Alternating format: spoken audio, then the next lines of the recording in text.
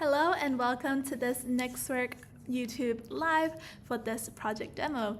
Today we're going to be talking about how we can create an API for your RAG chatbot, and I'm super excited for you all. This is a really practical, hands-on project where you'll be working on creating an API that makes your chatbot accessible to other applications that want to use it.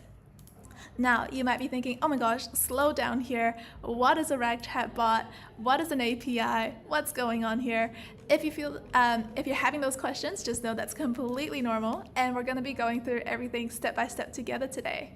Now, I have the Nextwork project guide open in front of me right now, and if you'd like a copy, it is right in the description of this YouTube video. And let's talk a little bit more about what we're building, and then we're going to go hands-on straight away.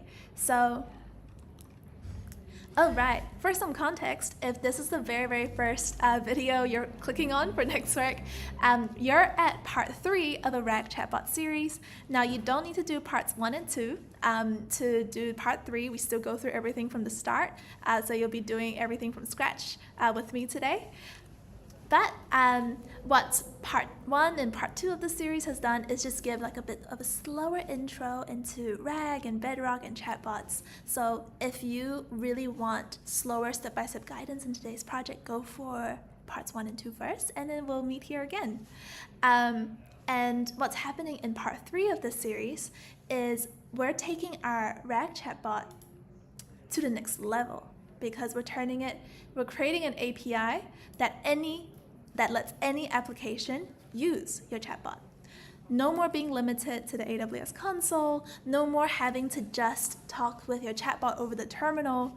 Now you can create an app and let that app interact with your chatbot, so that when people want to talk with your chatbot, they have a really nice chat interface, for example.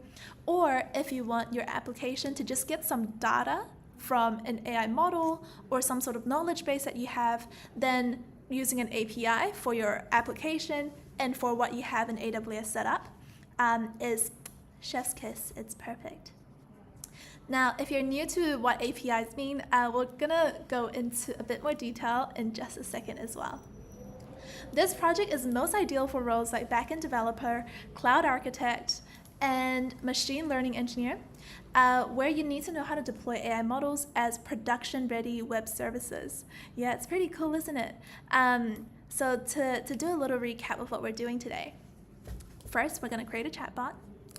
Second, we're going to create an API. Third, we're going to test that API to see that that API can connect any app with the chatbot that you've created. Cool beans. So this is a bit of the architecture diagram and the journey that we're going on today. It really starts with us creating that chatbot, and then we'll be learning how to access our own chatbot. And then we're going to be learning how to create that API that lets any user access the chatbot that you've created today. Now, I just realized as I'm showing this to you, I have a feeling we might update this to make it even clearer that the API basically means an application can get access to your chatbot, whereas other methods that we've been using in parts 1 and 2 of this series is more about letting the user, this user here, get direct access to the chatbot. So maybe this diagram is going to change to show the user here, and then an application here to show how different kinds of users or different kinds of parties can get access to the same chatbot. And a big shout out to Marzena in the call saying, hello everyone. Hey, good to see you. Cool. Now, I'm excited to jump into high touch today so that we're going to get some step-by-step guidance on every single thing that we're doing. And we have a bit of an intro to APIs if you're new to it. I think this is a great intro for you to check out. So let's have a read of it together. Oh, we also have Gayatri in the call. Hi, Gayatri. Thanks so much for joining us. Okay, so what is an API and why do they matter? So think about popular AI tools like ChatGPT. They don't just work through the command line. Imagine if you have to use the command line, or you have to use or you have to use like some sort of code that you put into your terminal in order to get access to ChatGPT and chat with ChatGPT. It would make things insanely hard. It wouldn't be very, very accessible. Instead, ChatGPT has a lovely web interface. It's really easy and clear how to create a new chat, how to type in your question, how to send that message, and then get that response from ChatGPT. ChatGPT can even integrate with other tools like Slack, like Microsoft Teams, so you can access it from platforms that work for you and not necessarily have to go to chatgpt.com to use it. How do they do this? How is it possible that different kinds of tools can help connect you with this AI chatbot that ChatGPT has created in the background? So this connection is possible with an API. By creating an API for your chatbot, you're really opening up a lot of possibilities for how people can interact with it. And you can build like a nice, very sleek web interface so that your users don't have to use the terminal in order to talk with your chatbot. Oh, awesome. Big shout out to Amisha for saying, oh, hello, Natasha. Sorry I missed your last videos on RAG. Totally okay. Do you think I can still follow? Of course, yeah. We actually go through everything from ground zero again in this project. So this is a great project for like following along and creating a chatbot from scratch. It might just be a bit of a longer project for you if all the concepts are new. But I would highly recommend just checking it out anyway and get a feel of how chatbots work and how you can make it accessible over an API. Okay, so we've talked a little bit now, and let me give you, I think I have it open. Let me give you a spoiler for the possibilities. So imagine if I have this web app open, this is my portfolio web app, and I want my chatbot to be accessible in my web app. I imagine if I wanted a window that says chat with my projects, and I want to be able to type in here and send a message. Right now, what happens when I send that message? What happens when you send that message? Oh, sorry, something went wrong, please try again. There's no way for my web app currently to actually turn this chat message that I put in into a response from my chatbot that I've set up all the way in AWS. How do I connect these two? How do I connect my web app with my chatbot? The answer is the API, and that's the reason why creating an API for your chatbot is so important. Okay, I hope that helps to visualize it a little bit. Okay, and in a more technical way, APIs, you can think of it as a way for different software systems, like applications, to talk to each other. We've had the AWS Management Console and the CLI, great for manual interactions, great for you talking to your chatbot directly. And then now the API is here to integrate your chatbot into your other application's code so that your app can send requests to AWS Bedrock's API endpoints, which I know sounds a bit technical, but basically means their receiver for all of the requests. They're going to receive it, they're going to process your request, and then send the response from your chatbot back to your application. Okay, and this is a little bit of I would say diagram of the flow of how an API is a part of your application. Oh, to the student that's asking, all the pro videos are available on YouTube today. They are. Thanks so much for checking in. So here we are. We have an app that wants to use your chatbot, for example, a website that wants to have your chatbot inside in a little chat window. Now, when your user is typing in a question, your app is going to pass that question to the API. It's going to say, hey, I want the chatbot to answer this question. Then your API says, oh, okay, let me pass that request on to the actual chatbot itself. Hey, chatbot, can you answer this question? Chatbot comes back with an answer. Yep, here is the answer. Here's the response from me. Then your API is going to catch that response from your chatbot and then send it to the app. Hey, got the answer from your chatbot. Now your app has the response and say, oh, nice. Now I can use this answer to do XYZ in my app. Like, for example, display the response back to my users. So this flow might look a bit familiar because in the past, in the last project, this will technically be you, directly you, and the CLI, or it could be you and the AWS Management Console, in the middle. Like, there's always a medium that turns what you want to do into actual, and passes it along to your chatbot and also gives the response back to you. There's always a medium. First project was the Management Console, second project was the CLI, now third project is the API.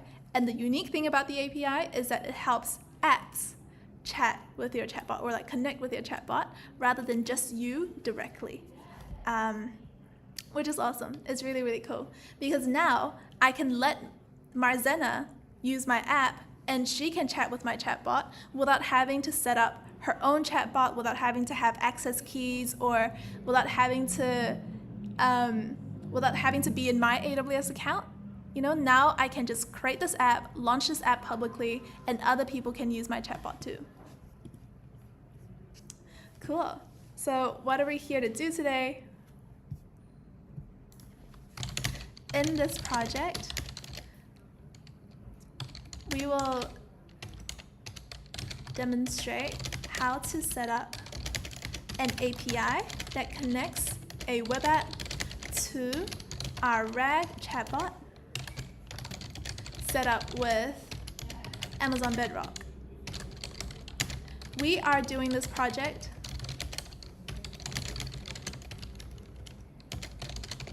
to learn how an API can make our chatbot accessible to other applications. Awesome. Okay, but how in the world are we going to build this today? It sounds interesting. We got a chatbot, we got an API, we're going to learn how to put them together. So first things first, we're going to learn how to set up the chatbot.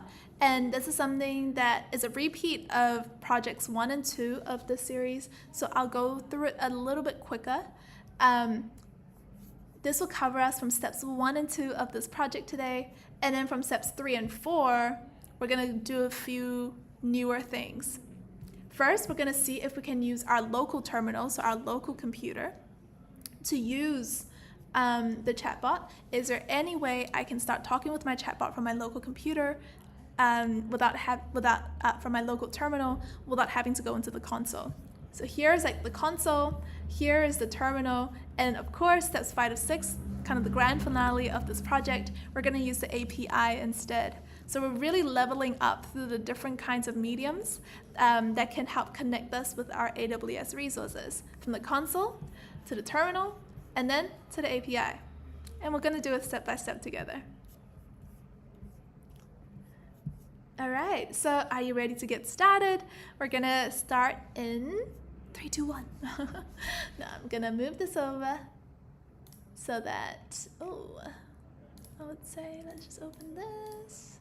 I'm going to move this over here now so that you can see my project guide from the smaller window, and then we're going to work with the bigger window to use AWS and the different AWS services today. Great. Now, I see we have a lovely question from Amisha here. Can I create a chatbot for my college website to answer student queries regarding admissions? Yes, that's a really, really good use case of a RAG chatbot, because now the RAG chatbot is going to become an expert in admissions details or documentation about your university. You can feed it all of that information. And then again, with an API, you're able to put that into your college website. So this is pretty exciting, Amisha. Okay, so to set up the RAG chatbot, we're going to start by giving it the information it needs to know. For Amisha's case, it was about admissions and maybe other admin inquiries at the college website. For us, we're going to be creating a chatbot that knows all about a student's next week projects. What projects has this student finished? So we're going to be setting up the knowledge that our chatbot needs to know, first and foremost.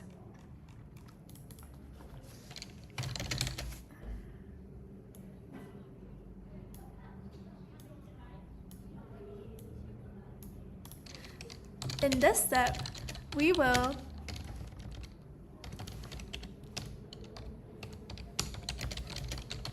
set up our chatbot's knowledge, i.e. the documents and information that it needs to know. We're doing this so that our RAG chatbot becomes an expert on our documents and can answer questions about them.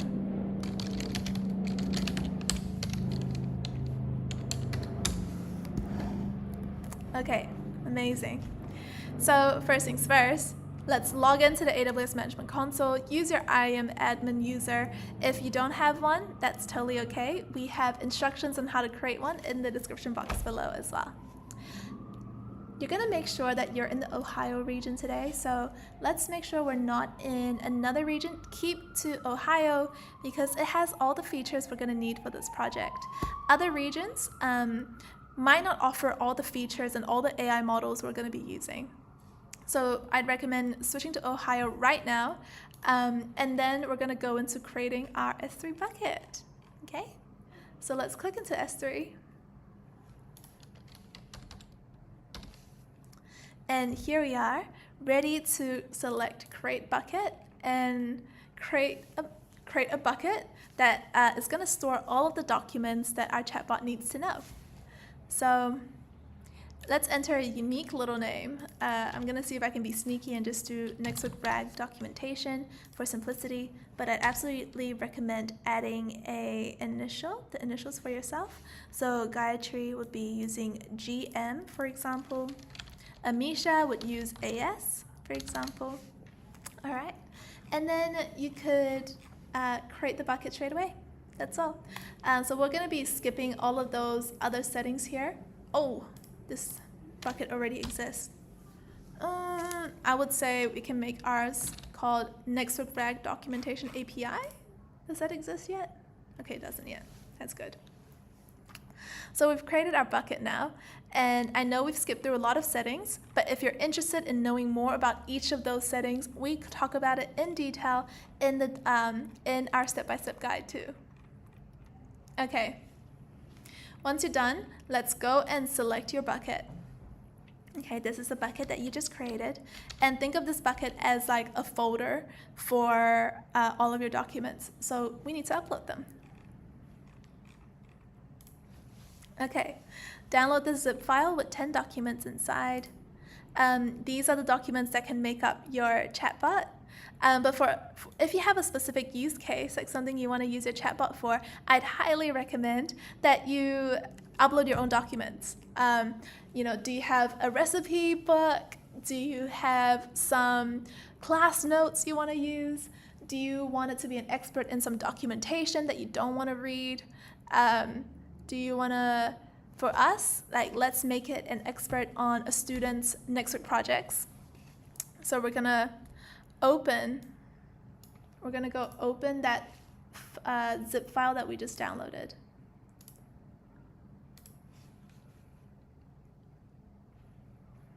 Awesome. Cool. I think I've just opened it now. You can see that I have it over here. Ooh, I don't think you can see it yet. Okay, you can see I have a folder here called Next Week Projects, and you can click open it and just double check that you have 10 files inside. This confirms that the zip file you just downloaded has successfully just downloaded and opened in front of you. Cool? Awesome work, team. So now that we have the 10 documents inside, we're going to go back to the S3 tab in our browser, and let's just upload those documents now. Add some files, and select your folder, add all 10 in here like this. Just select all, Command A or Control A, and then click open. Cool. We have all the documents inside now, and then we can upload them.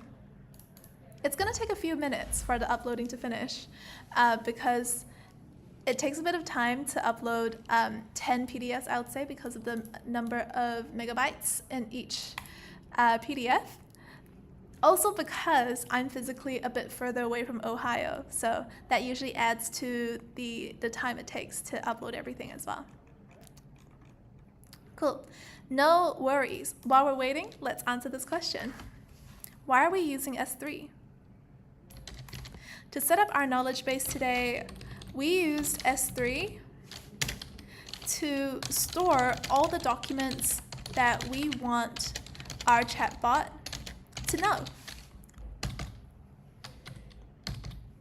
The documents we uploaded contain information about, what does it contain information? It can contain some information about a NextWork student's project documentation. All done. Yeah, and if you'd like, you can even open each PDF and actually read through it to be like, oh, this really is a student's NextWork project documentation, and it looks pretty cool. You can even explore some other projects that you haven't done before in the meantime. Okay. And Amisha asks, can I upload a book PDF to try it now? Of course you can. You upload a book PDF. I think PDFs work great. Just know that because depending on the size of your book, it might take a bit of time for it to finish processing when you create the knowledge base, which we're actually doing right now. So let's go into the next part. We're gonna go into Bedrock now to say, hey Bedrock, let's create a chatbot, and that chatbot needs to know all of the information I've put inside this S3 bucket. So we're gonna go into a new service called Bedrock, and let's open it up. Okay, welcome to Bedrock, and Bedrock is an AWS service that lets you use powerful AI models like ChatGPT's OpenAI models, like Claude and the Anthropic models. They let you get access to those models directly and put those models in your own applications. In our case, we're saying we want to build a RAG chatbot. And Bedrock says, oh, you want to build a chatbot? I know exactly the tool for you. Here are some extra tools that are designed for specific use cases. And for chatbots, knowledge bases is a great tool to use within Bedrock. So think of Bedrock in two ways. Bedrock, number one, is great for just finding and getting access to different AI models. You know, it's a great way to like just shop around and see all the different AI models you could get and then eventually use them in your own apps. The second way to think about Bedrock is think about how Bedrock comes with lots of tools that helps you make AI tools as well. So in our case, we're using a tool called Knowledge Bases to build our own chatbot. You can also you can use their agents tool to build your own agent. And I think prompt management and flows, I'm not too familiar with flows, but prompt management is also great for like training and prompt engineering. So we're gonna use knowledge bases today. As you can see, I was a bit cheeky and I have another knowledge base in here, but if you have 0, that's perfectly normal. That's actually, you don't need any knowledge base in your console already. Okay, what's most important is that we create a knowledge base together. And we want to create a knowledge base that's using vector store, okay? So let's click into it. And if you're new to knowledge bases and vector store, just know that knowledge bases are like information management for your chatbot. It's like your librarian. The knowledge base is responsible for reading everything in your S3 bucket and knowing the meaning or what is and what's inside, all of these documents, so that later on when you ask your chatbot a question, your knowledge base knows, I know where to find the answer. Like I know where that information lives in all of these documents, and it's going to go and grab the relevant documents and gives it to your chatbot to send to the user. So if you want a more in-depth explanation of knowledge bases and how they work, check out part 1 of this series. But we're going to go and just set up our knowledge base now. So let's go and select NextWork RAG documentation as your knowledge base name, and then write a little description about how this knowledge base stores all documentation at NextWork. if you're storing other documents, update this description. All right, we're gonna keep the IAM permission settings. The data source is gonna be S3 because our documents are in S3. And then we're gonna update the data source name into something easier to recognize, which is S3 bucket, and then the name of your knowledge base as well. Again, I'm going through it a bit quickly because we've done this before together. We did this before when we did parts 1 and 2 of this series. But I'm still glad we're going to do everything from scratch here, so anyone can still follow along. Oh, I think I accidentally went back. Sorry about that. Now let me just try that again and set myself up. I accidentally went back a page using my mouse, so I'm just going to set things up again. Next, data source name. And then let's add your S3 bucket, connect your S3 bucket to your knowledge base. We're going to save all of these default settings here. For the embeddings model, which is basically the model that's responsible for understanding the meaning of all of your documents, we're going to select Titan Text Embeddings v2. Okay, I love the concept of embeddings. It genuinely blew my mind the first time I learned about embeddings. So if you'd like to learn more, we have a whole explanation here inside our project guide, and I highly recommend checking it out. In short, embeddings, the embeddings model, is so smart because it can actually convert your PDFs. It can read through your PDFs and convert the PDFs into a list of numbers, and those numbers represent the meanings of entire sections of your text. And then later on, when you ask your chatbot a question, it's going to convert your question into another list of numbers, and those numbers again reflect the meaning of your question. Then what is your knowledge base going to do, or what is your vector store, which is the storage system for all of these lists of numbers? What it's going to do is try to match up that list of questions that represent that list of numbers that represent your question, and it's going to match it up with the list of numbers that is the closest match. So if you send a question that's like, hey, I just want to know more about security projects, your embeddings model is going to convert that question, okay, security projects, into a list of numbers, and then it's going to go into all of your documents and say, okay, which document has the closest list of numbers? And it's going to say, oh, there's a security project here called guard duty.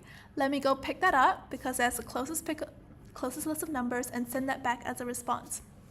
It's actually crazy how AI just works in the background, eh? Like at the end of the day, in this case, it's about comparing and matching lists of numbers, and that's how it returns a response to you. That's just so cool. That's awesome. So we have our embeddings model chosen. The vector database is the database that is storing all of those lists of numbers and the chunks of text, the raw chunks of text that goes into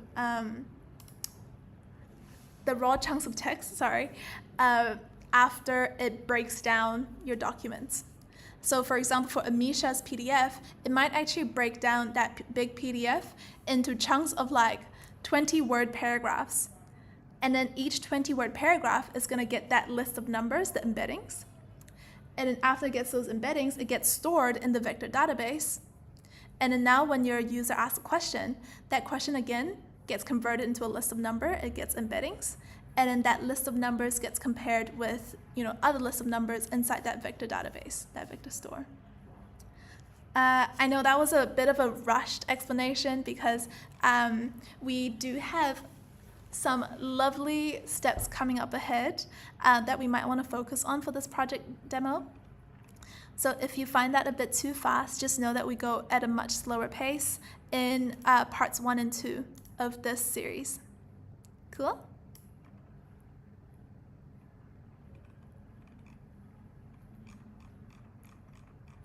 All right, so let us review our knowledge base setup. The name, is it correct? Yes. The data source type. The data source type, is it S3? Yes, it is. Nice. The embeddings model, is it Titan Text Embeddings v2? Is that correct? Nice. And then the vector store, is it OpenSearch serverless? It sure is. So we can create our knowledge base. That's it. That's the setup for our knowledge base. All right. Ron asks, when we call it answers, let me know what you want to know here. Oh, okay. I'm a student learning about AWS. Sorry to ask if this is not related. We integrated Bedrock to Lex and Lex to connect for calling feature. We've got everything working except for when we call. When we call, it answers the greeting, but when asking about some file information, when you're asking about the knowledge base, it just hangs up immediately.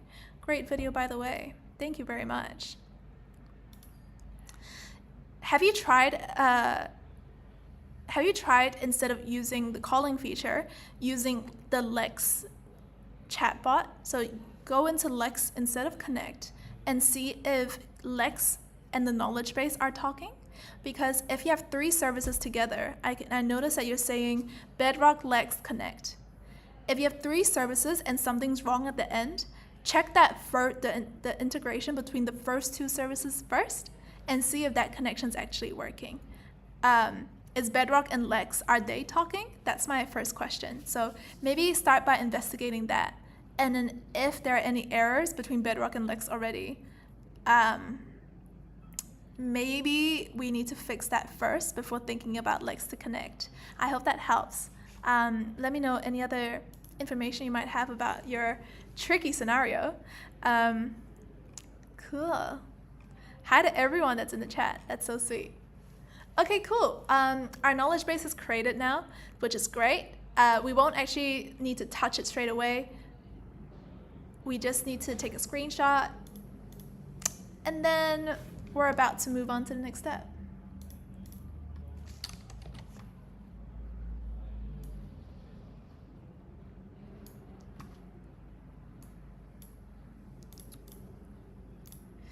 Cool. Why did you create a knowledge base in Amazon Bedrock? Amazon Bedrock is an AWS service for creating, is an AWS service that connects us to different AI models and gives us tools that makes creating AI apps easier. We created a knowledge base in Bedrock.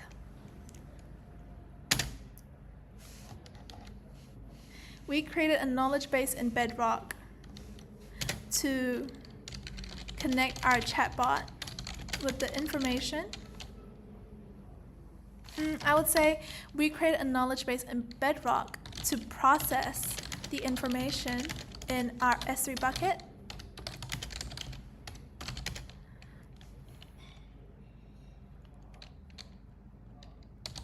So our chatbot knows it all.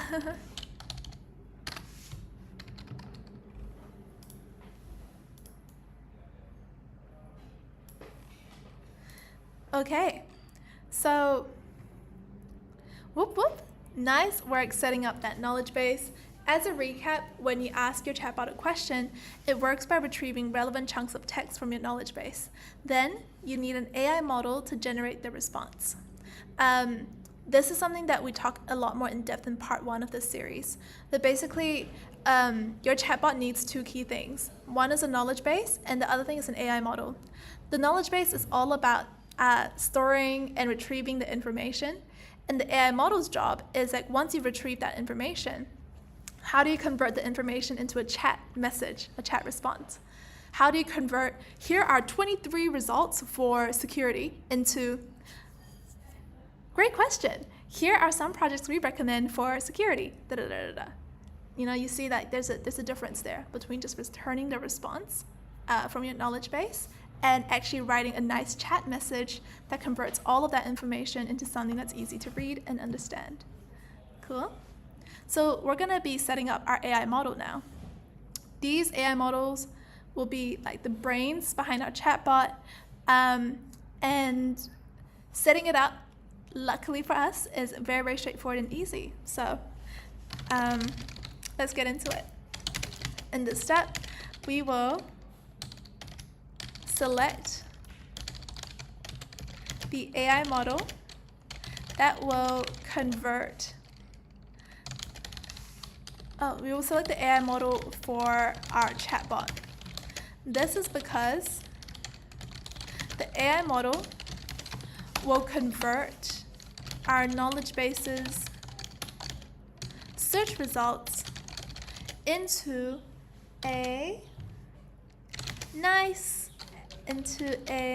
easy to read chat response.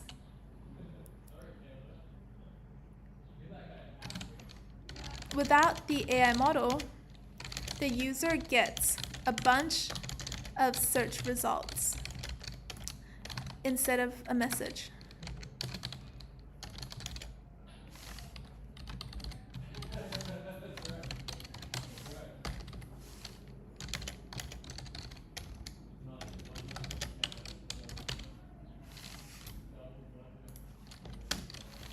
Cool. So now in this step, we're going to select the AI model for our chatbot. This is because the AI model will convert our knowledge base's search results into an easy-to-read chat response. Otherwise, the user gets a bunch of search results instead of a chat message, which is not the best experience. Okay, to do that, we're going to go into the model access page at the bottom here. And once we're here, check if you already have access. If you've done parts 1 and 2 of the series, you would. If this is your first time in Bedrock, you're going to need to request access.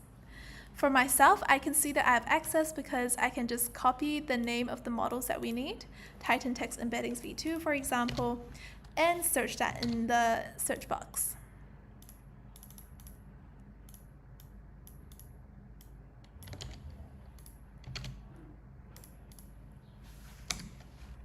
Cool, you can see I have Titan Text Embeddings v2 and access is granted. Same with the other one. It seems like access is granted for us.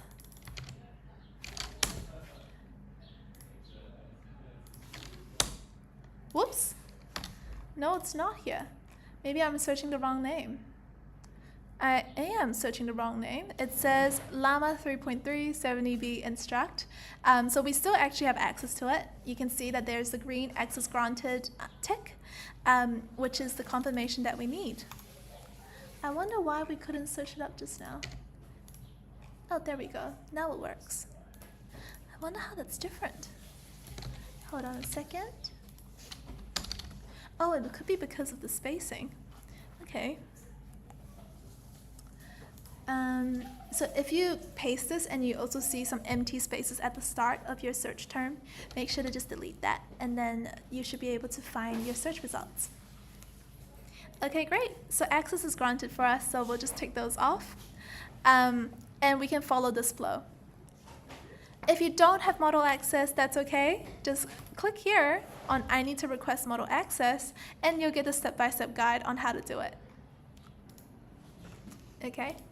So for us, we have access, so we're going to stick with this path.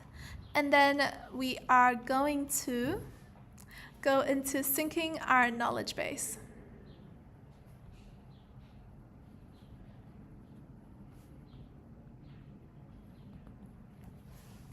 Okay, so we're going to sync the knowledge base. And if you've done this before, you'll know what syncing means. Syncing means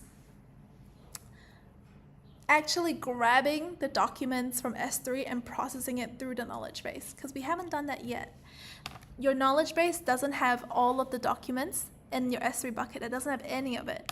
It needs to sync, which is the process that puts the data in your knowledge base. So let's go back to our knowledge base tab. And we'll be able to start the syncing process. Oh, that was the wrong knowledge base I clicked on. So let me just request access again.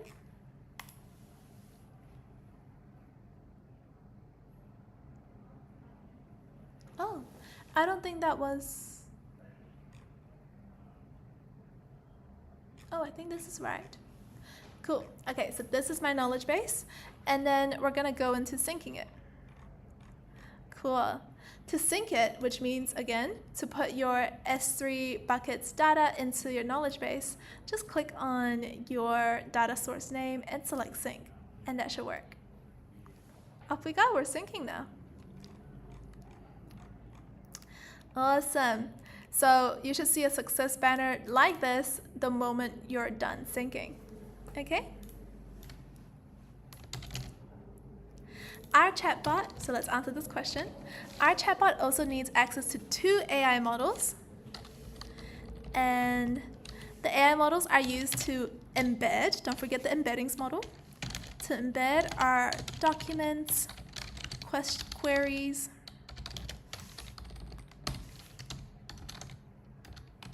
and what was the other model? We just explained where else we need AI models. Can you remember? So the other reason why we need AI models is so that we can convert knowledge base, search results from the knowledge base into, what is it going to go into? It's going to go into a proper chat response. We then synchronized our knowledge base with our S3 bucket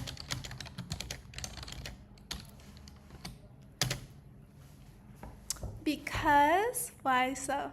Why do we need to synchronize our knowledge base with our S3 bucket? Because that process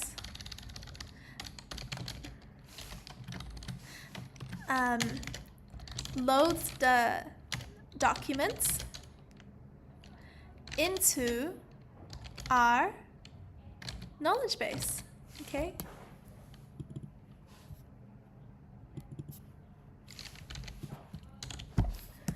Cool. All done. So great work, everyone. You've selected an AI model, you've synced your data. This should mean you're ready to start talking with your chatbot. That's it. We've just set up the chatbot, just like that. So shall we put it to the test? Shall we start talking with our chatbot? Let's go to the local terminal to do that. Now, of course, if you want, you can learn how to use the console to talk with your chatbot. You can do it right here. But we're not going to do that because we're upgrading all the way to the API today.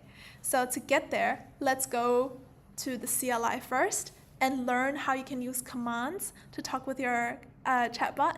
And then we're going to see how the API puts those commands in an app so that it can run automatically. Okay. In this step, we will try run a Bedrock command over the local terminal.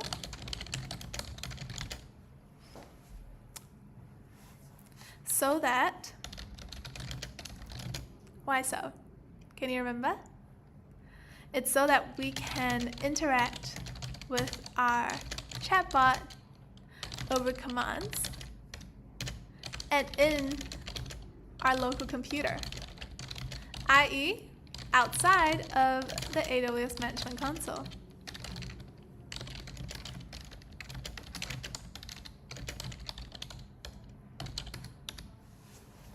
Nice work, everyone.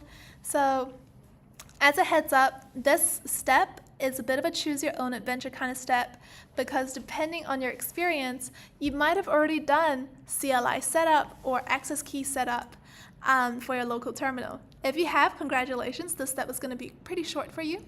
And you can skip the questions and the screenshots that are in the project guide. Those are optional, so you can still create your personalized documentation at the end of this project without having to answer those questions, the questions in the step. But if you don't have CLI or access key set up, No problem. We're still going to walk you through the process of setting them up. You'll just get bonus pages on your documentation too. Now, I've removed all of my setup from my local computer so that we can do this from scratch together. So I'll be following the route of someone that doesn't have any clue how to run AWS commands in the local terminal.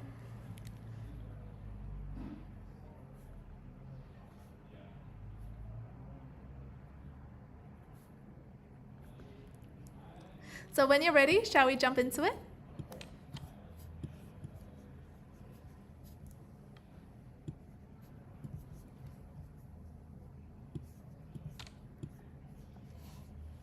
All right, everyone. Let us run some Bedrock commands. Now, you can choose to explore the AWS CLI documentation to find the command for this step. We show you, if you are completely new to CLI, how would you find the command for this step by yourself. Or you can just grab the CLI command directly from us so that you can jump straight into troubleshooting and running the command or running your chatbot from the local terminal. Choose, whichever option you're interested in, because exploring the CLI documentation yourself is great for just learning how to actually grab or find CLI commands. We did this in the previous project, so we won't do it here. We're going to go straight into the command and try run it in our local terminal and see what happens. So this is a command that we're going to copy and now run in the terminal. If you're new to this command, here's a bit of details about what it does. This is a command that's called Bedrock Agent Runtime Retrieve and Generate. So this command interacts with Bedrock to retrieve and generate different kinds of tasks. So in this case, we're going to ask it to retrieve our question, what is next work, and generate a task to query our knowledge base.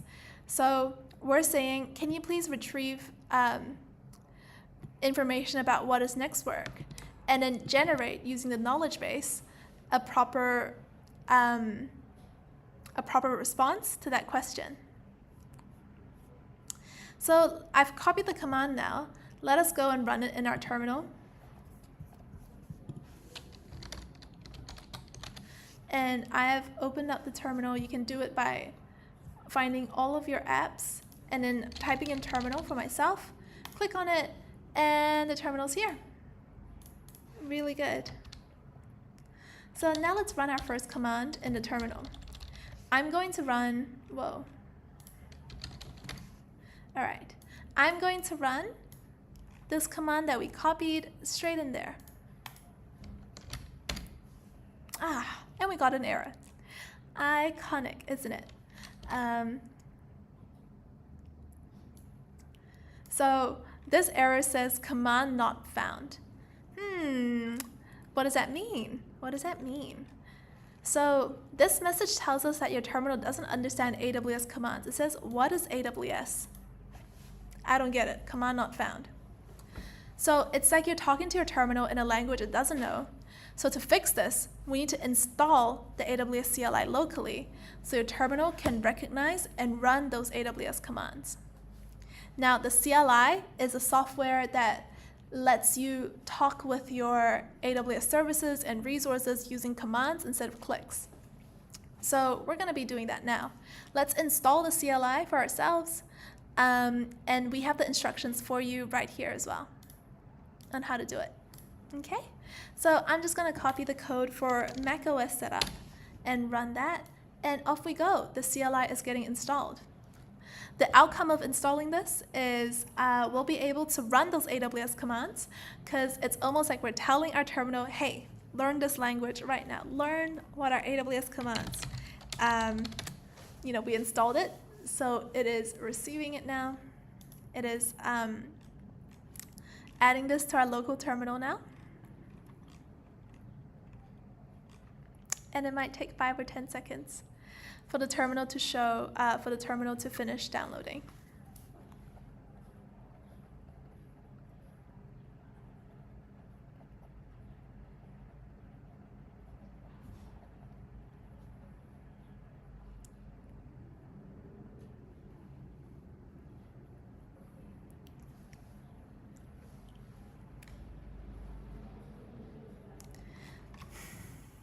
Still installing?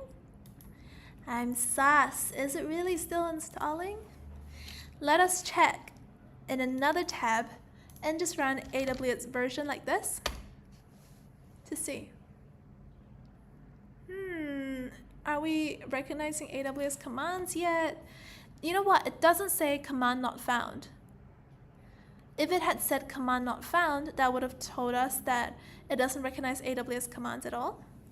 Oh, but there we go. We've got a version number, which tells us that AWS CLI is installed now, and we can surely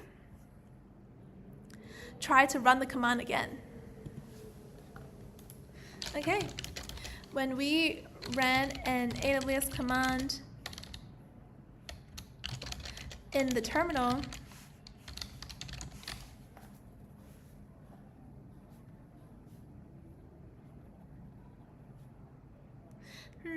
I would say we can actually make this even more specific and say ran a Bedrock command in the terminal. So when we ran a Bedrock command in the terminal, we initially got an error because our local terminal did not recognize AWS commands. To resolve this, we installed the AWS CLI locally. And what is the AWS CLI? It's a software for interacting with AWS resources using commands over clicks. Such a powerful tool, isn't it? So shout out to AWS CLI. We've got it installed now, and let us just try run the command again in our terminal. What do you think? Are we gonna get a response now? Can we chat with our chatbot now? Let's see. No, we can't, not yet. Okay, that's okay, that's okay. We got another error. And we can head back to the top of these troubleshooting tabs to find the next solution. Okay, we're gonna work through it. It says you must specify a region. Okay, so we got a region error. Let's click on that, region error. And it says, whoops, you might see an error that says either unable to locate credentials or you must specify a region. Yeah, like this. Why do we get that error? So we got this error because we're running an AWS command from the local terminal. We're not inside the console. We're inside our terminal right now. Like, this is just where we run all our commands for our computer. So are we logged into AWS? I'm warning you, don't say, yeah, I'm logged in. Do you not see this? Okay, you're logged into the console, but are you logged in over the terminal? That's like a completely, think of it like you're opening like a way to access AWS that's in parallel to the console. It's almost like you're opening up someone else's computer and saying, oh, I'm logged into AWS from my computer. Why aren't I logged into AWS in your computer? It's like two different ways to get access to AWS. So you need to set up the CLI way to log into AWS, okay? So that you're logged in over the local terminal. In slightly more accurate or like precise terms, this console here doesn't have a way to pass your credentials to the CLI here. They don't share credentials. So we have to think about it as logging into AWS one more time, this time over here. Now, unfortunately for us, when you created your username and password, that only works for the console. You need to set up something else for your username and password over the terminal, okay? So we're gonna run AWS configure, and it's gonna show us, hey, what's your access key ID? This is the CLI way of saying what's your username. Now we don't have an access key yet. You probably don't, which is why we ran into this error. So let's set up our access key, shall we? If you have an access key, by the way, put in your credentials right now. You can just copy and paste the access key ID and the secret access key inside here in the terminal. And this saves you the pain of having to set up a completely new access key. But we're going to go through it like we've never seen access keys before, and we're setting one up for the first time. Cool. So from your browser, let's go back into the IAM Management Console, the AWS Management Console, and this time we're going to visit the IAM service instead. So let's open up IAM, and we're here in IAM to open up users. Okay? So click on your admin user, click on security credentials, and let's scroll down and create an access key for us. Oh, as you can see, I'm cheeky. I've already have access keys, but we're going to pretend I don't have these. So I'm going to go and delete one right away. Okay. So let's say you have no access keys and you're just creating one. So let's select create access keys like this. And then from here, we're going to select command line interface. Note that all of these use cases, note that these are all the different ways you can use an access key. You can use it over you can use your access key to enable the AWS CLI, which means getting access to AWS over your local terminal. You could put it inside your code. You could put your access key to enable third-party service to manage your resources. There are so many different use cases for an access key. It's not just a CLI. And the good news is you can use the same access key for all of these options. It's just that here we're selecting use case almost like just to give AWS, just to fill out a survey for AWS to report what we're using it for. And also because AWS has set up different kinds of recommendations that replace having to create an access key, but we're not gonna do that. We're gonna create an access key. We're not gonna go through and use these alternatives. The reason why AWS is doing this is because access keys are pretty infamous for being the reason why people's access to AWS gets leaked and their account gets hacked. And a lot of it is because they accidentally publish their access key into like a repository. So we're going to be going through an extremely safe way to be using your access key today.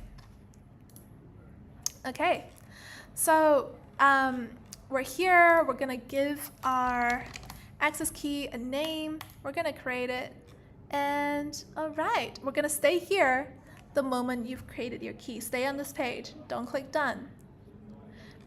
So here is the created key. Well done.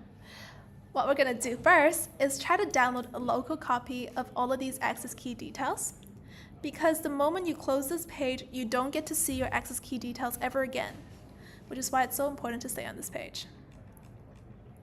Okay? So let us just take a screenshot here. Make sure that as you take your screenshot, that the secret access key is blurred out. So you see how it's blurred out here? This is blurred out. Make sure this is blurred out if you're going to take a screenshot of your success screen. And we're going to go and upload that file into our documentation. Great. Now let's explain. We set up AWS access keys to enable. What are we doing this for? We set up AWS access keys to give ourselves access to AWS and our account over the command line. This is like our way of logging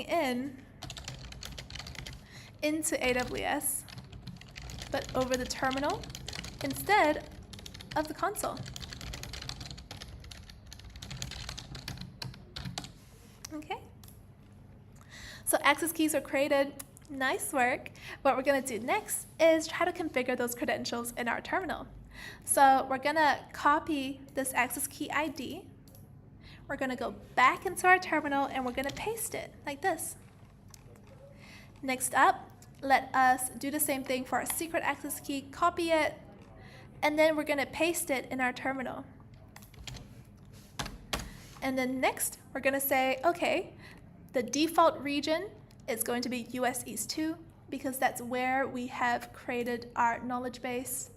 You know, US East 2 is the region code for Ohio. So that's gonna be our default region for this project.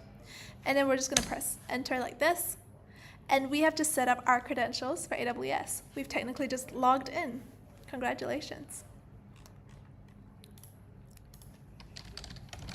To pass our access key credentials to the AWS CLI, we ran the command AWS configure. Oh, at least I can edit. We ran the command AWS configure and had to provide our access key ID, secret access key, and default region name. Cool. So let's run the command one more time. Do you think the command's gonna work now? We have installed the CLI and we've also logged in. Surely we can run this command now.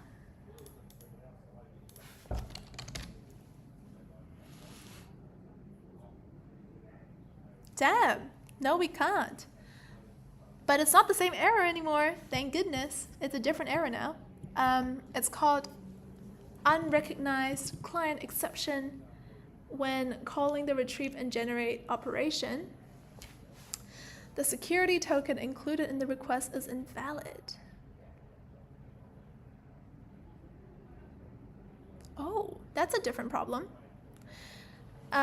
Here it's saying the security token in the request is invalid. Now this is very common. Makes me mad to say it. But this is so common in situations where you have a slash in your access key. I think this could have affected it because special characters in your access key and your secret access key can actually cause a bit of problems. It can cause your terminal to not know what to do with your credentials. Do we talk about this here? No, we don't. So I might just add into this project guide as well on the fact that if you see this error, it actually means it's not on you. It means it's your access key that needs to be reconfigured. So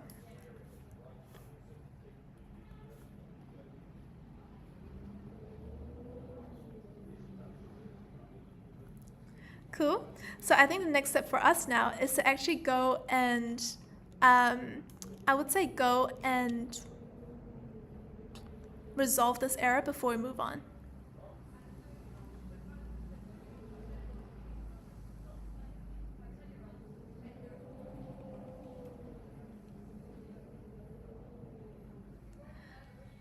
Awesome. Sorry, I'm just catching up. I didn't realize we had new chat messages. My chat window was stuck on the same section. And a big shout out to Amber for saying this looks awesome. Thank you. Can we run these commands in Cloud Shell? Yes, we can, Amisha. Great suggestion. And we actually do that in part 2 of the series. Oh, and Amisha, you got the same error as me.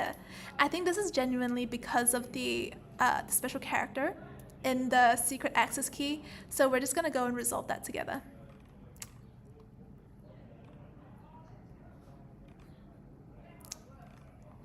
Awesome. And yes, the project video is available on YouTube. And Amisha, you don't see the AWS CLI instructions for uploading and answering questions on the project? Do you mean the instructions for asking our chatbot a question? This is actually the exact command. This is the command we've been running, is the command for asking our chatbot a question. I hope that clears it up. Thanks for asking. This is awesome, everyone. Let's go and resolve this nasty little error and let's Let's try and resolve it by just creating a new access key. I'm so sad that the new line, the new line character could have been the reason. I just feel like that's so shocking. Like, why are we still putting new line, like special characters in our access keys if this is gonna happen, you know? So I'm gonna delete this one. And then I'm gonna create a new access key, but this time without the special characters, so that we can try and see if that resolves our problem. Okay, let's reconfigure our access key. Does it have a special character to show me? No, it doesn't. Thank goodness. Okay, no special characters in the secret access key. So let us try and run AWS configure one more time. And this time pass through our new keys credentials. Default region name is US East 2, so that's good. And there we go, there we have it. I think that should resolve the error we just ran into. And let's run the Bedrock command one more time and see if we've resolved it now. Okay, we got a different error this time, but it's validation exception, which our project guide does cover. So you might see a validation exception error in your terminal, and this error tells us that you're missing some values in your command. Have you been paying a little bit of attention to your command? Notice how we have knowledge base ID and some sort of placeholder here. We're supposed to actually put in the actual ID and the actual model ARN into these parts of the command, but they're not in the command yet. We need to find the values, put them in here, replace our placeholders, and then run the command for reals. Let us head straight into step 4.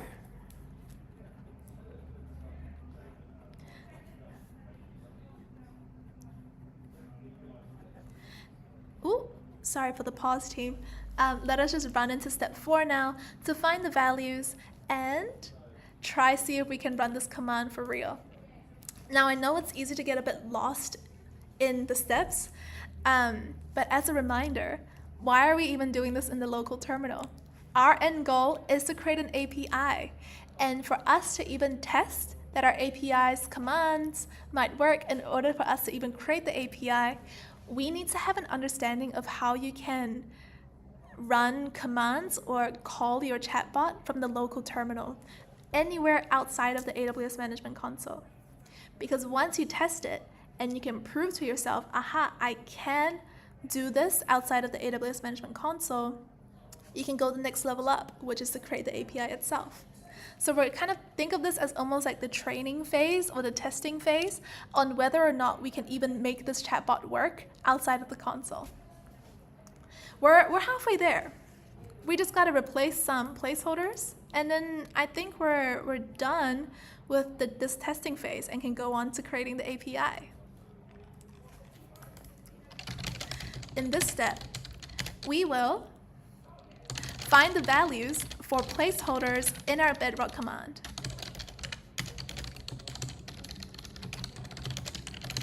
i.e., your knowledge base ID is one of those placeholders we need to replace, and so is your model ARN. This is because our CLI commands would not work if we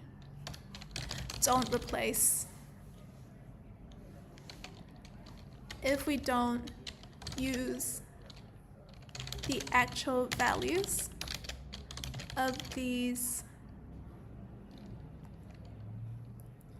Oh, I would say this is because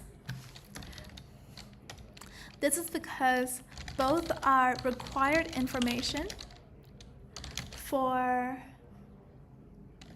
Bedrock to run this command over the CLI.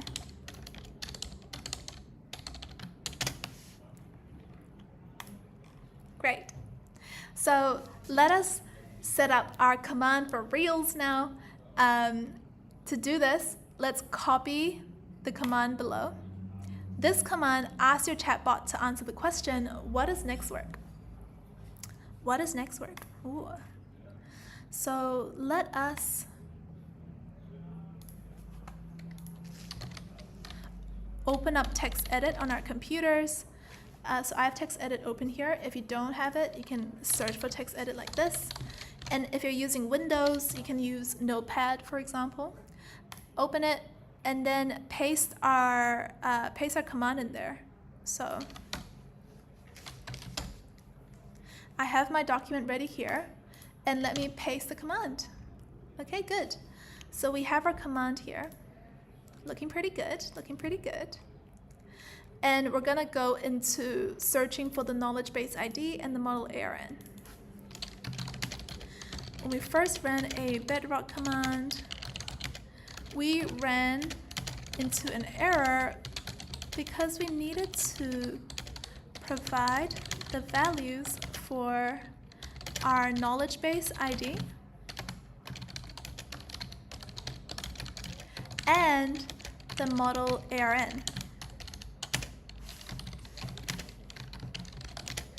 If you're new to both concepts, the knowledge base ID is literally just the ID number for the knowledge base you created. And the model ARN is kind of like the ID of the AI model that you want to use. So let us find both, okay? So let's start by finding the knowledge base ID in a new tab. Let's go back to Bedrock. And you can see knowledge base ID right here in your knowledge bases tab. So you can copy it. Ooh. You can copy it. Cool. And once you've copied it, you can just replace that here. Ticked off. All done. Good job. Knowledge base ID is now in your completed command. Do you see it coming together now? Now, the model ARN is the trickier one. Okay? It's not information you can actually find over the console because the model ARN is information that's usually handled in the background of the console for you. So let's run another command to find the model ARN.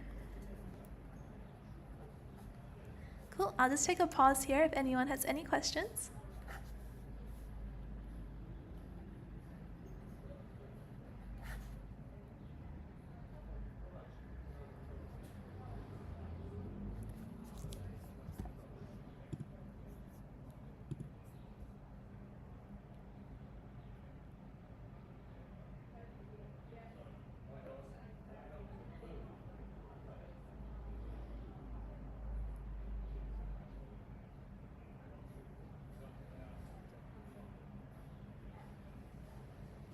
Oh, I see.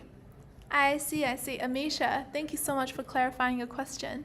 So Amisha says she has a question about the project guide itself. The project guide is missing information for her.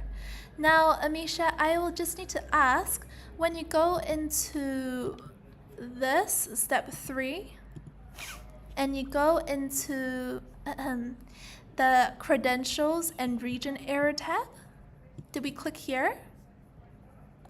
And then did we scroll all the way down here after clicking that tab? This question is only available to the people that open that tab. So it's almost a bit of a mystery, almost a bit of a hidden one. So let us know if you can see it now after you click on that tab. If you still don't see it, I will look into it for you. There'll be an interesting little mission there. I wonder what's happened. Okay. Sorry about the little travel around the page. We're here now. All right, now we're on to finding the model ARN. Again, the model ARN is like your AI model's ID. And we have a model that we got access to. It was the Llama 3.370B Instruct. Crazy name for a model, but it basically just means it is an AI model that's going to help us with turning results from our knowledge base into a chat response. To figure out how you can find the ARN, you have 2 different ways. One is the manual way. Let's go and Google it. Let's go and find some documentation and find the command for run to find the model ARN. We did all of that stuff in the previous project of this series in part 2. So today we're going to go through the shorter route and just get the command directly.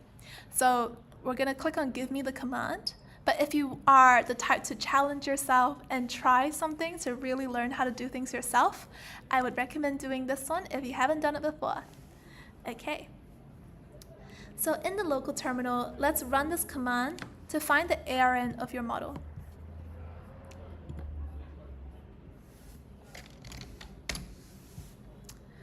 Oh no, we got an error. That's okay. This is because you don't actually know your AI model's ID yet. Do you see how the command for finding an ARN requires a model ID? We're gonna need to replace that placeholder with the model ID.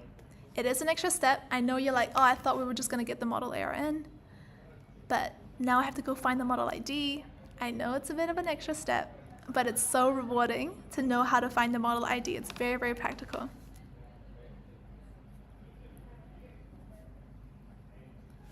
Cool.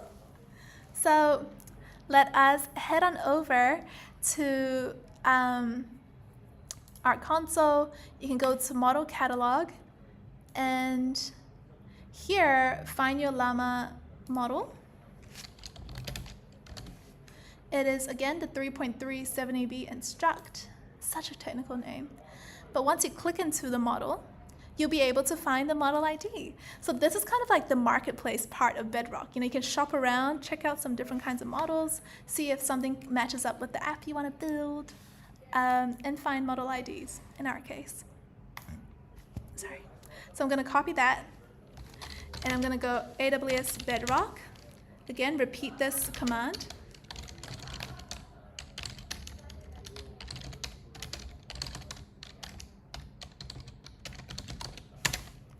And this time, we're going to paste in the model ID.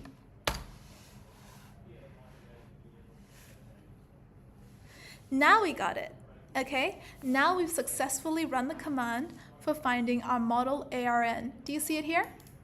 Congratulations, you've just found your model ARN. So copy that ARN that you've just found, okay? Copy the ARN, and go back to your text file where you're building your CLI command, okay? Because now we're gonna just paste that model ARN here, and you should see that you have your completed command. So with that completed command, head on over, copy this, copy your completed command, and paste that in the terminal. If you need to, you can press Q in your terminal if it doesn't show this part, which lets you run the command. Just now it was like stuck on reading mode for this, but we don't need to read this anymore. We got the ARN. All we got to do now is run our completed command, this time with our knowledge base ID, this time with our ARN. You know, those placeholders are no longer there, and run. It's going to take about 15 seconds for it to run the first time, but oh my gosh. This is so cool. You can see it. You can see the response in the terminal. There we go. This is a success, huge success. So we've got a response. We made a question. What is Nextwork? And the response in the terminal says Nextwork is an organization that provides projects and resources for learning and development. Amazing, eh? Isn't it so cool? It's crazy that we can now chat with our chatbot just over the terminal. What?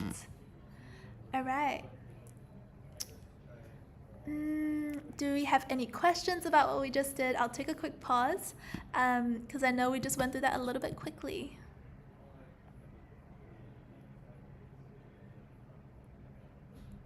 Oh, Amisha asked, can you paste the model ID, please, in the chat? Of course. Of course. I think it's right here. So let me copy it, and let's paste it for you, Amisha. This is the model. I hope you've gotten access now. Do you have access to the model? Did you grant yourself access in the Bedrock console? I hope so. If you still need help with granting yourself access, let us know. Cool. So we've got our response in the terminal, and we can reflect on that now too.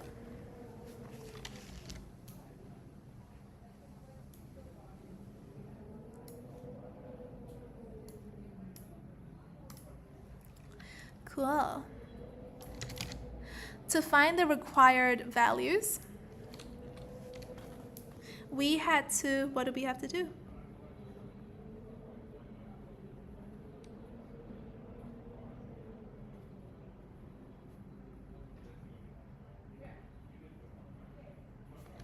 So to find the required values, we had to revisit the AWS Management Console to find the knowledge base ID and to find the model ID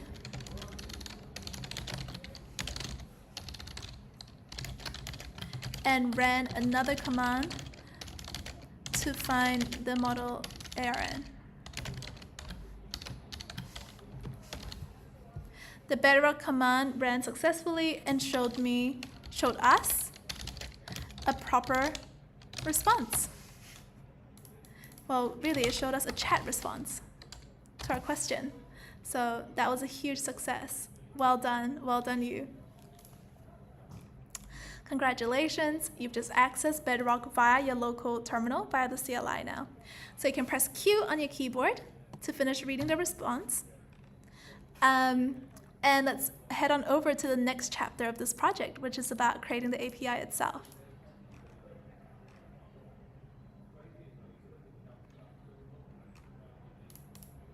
Amisha, who has the validation exception error when calling the retrieve and generate option, did you get to follow the latest step that we just did? We just did step 4. We finished all of step 4, which is about putting in the values for knowledge base ID and also model ARN. Did you get to put in both values? Can you show us more of the error? I'm sure there would have been a bit more about that error message. For example, did the error message say anything about this?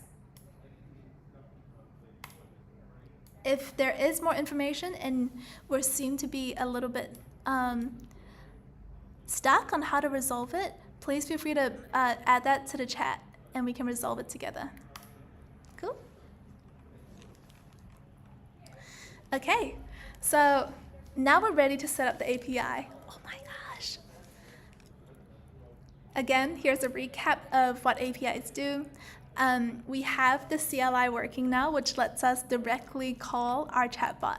But what if we want to create a website with a chat function? And we want the responses to come immediately. I want it that when I press enter after typing in a question to my chatbot in the website, that they get an answer straight away. It shouldn't wait to say, hey, Amisha has this question, and imagine if you receive the question as the website owner and you have to manually go and query the knowledge base for them and then give them the results back. That's life without an API. An API, the secret power that it has is that it lets things happen automatically without you having to run the commands yourself or you having to find the response from the chatbot yourself. The stuff just runs automatically. The app is basically doing the work for you because it has the API. It can call the API and it can get responses from the API too. I hope that helps with understanding API. Let us know if you have any other questions. Okay? So an API is like a bridge between an application you're building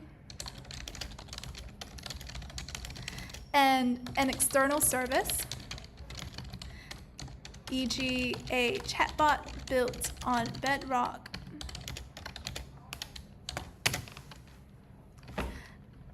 The API we're creating will make our chatbot and response generation accessible to other apps. This will be helpful for automation too.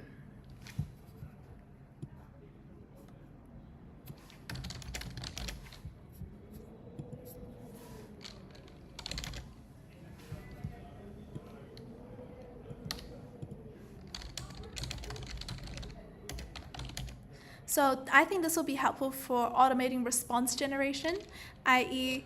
users get the answer straight away.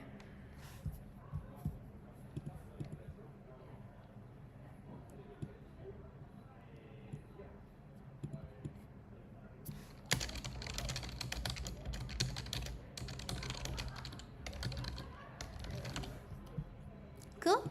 So I hope that helps. And let us go and start creating the API. Now, building an API from scratch can be complex. You need to handle things like web requests, you need to manage connections to AWS, you need to implement things like error handling. There's a bit of code that goes into creating the API. So we've prepared a starter API for you so that instead of having to write line by line the entire API, try out this pre-built API that we have and just plug it in with your setup. Plug it in with your setup, like your knowledge base ID and your AI model, so that you can use your own API right away.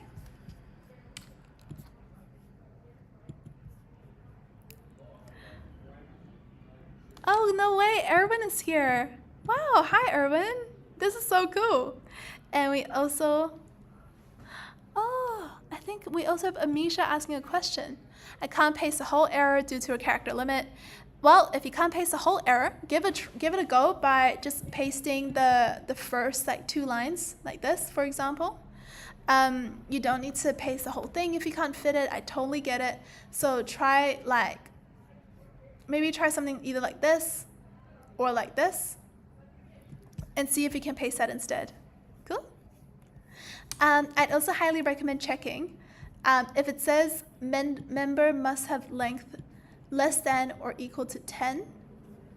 For example, here, if you read that error message, you can see that the error was because the value for knowledge base ID can't be longer than 10 characters.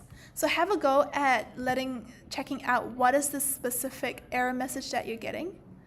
And this part will really help us understand what exactly went wrong. Give that a go, Amisha. You got this.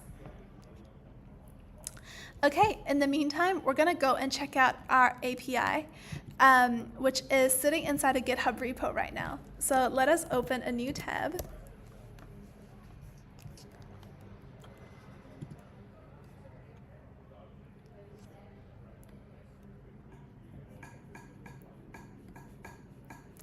And let us go check out this API. Cool. Amisha's replied that this throughput isn't supported. Are you configured for the Ohio region? Check it out. Go run AWS configure in your terminal again, and just check that your region is actually Ohio, US East 2, instead of any other region, and try run the command again.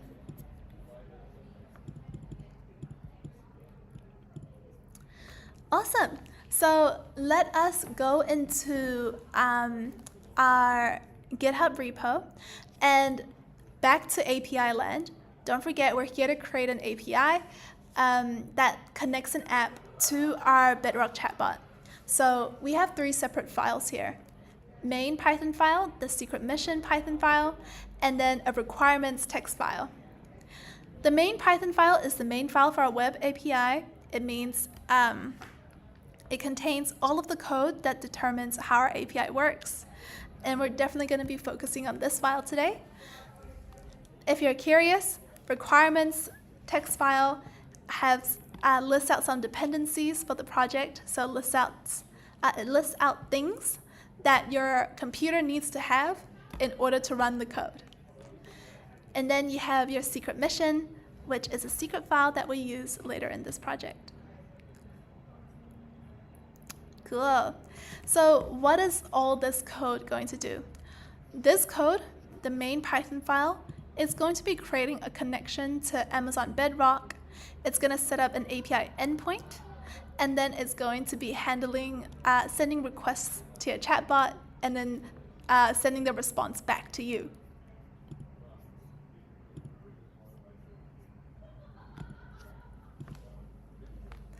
Okay, so I hope that's clear, and we're going to go through each section together now. So first section of the main Python file is the import. So here we're importing the dependencies that you're going to need in order to run this API. You're going to need to have a tool called Fast API, Boto3, OS, and .env. Now, it's not required that you already have this. We're going to go through how to install it in a very, very fast and simple way too. Next up are the environment variables. So these lines are responsible for loading information from your local terminal, from your local environment, into this file. So these lines assume, oh, I think the information for our AWS region should already be in this file. Okay, information about the knowledge base ID should already be in this environment, and so on and so forth for the model ARN. Now, what are environment variables? Environment variables truly is just information that's already stored in your environment. And given that this code is actually calling for environment variables, it's going to assume you have it, we're going to need to make sure we actually have these environment variables in a minute. Last is API endpoints. So these lines at the end define how other apps can work with your chatbot's API. Now, line 22, app.get, and there's a root URL. This one is the root of your API. So this basically says this is your API's main page. And then you have this one that says this is the route of your API. If you want to ask your chatbot a question, this is the route to go to. Okay, I hope that's all clear.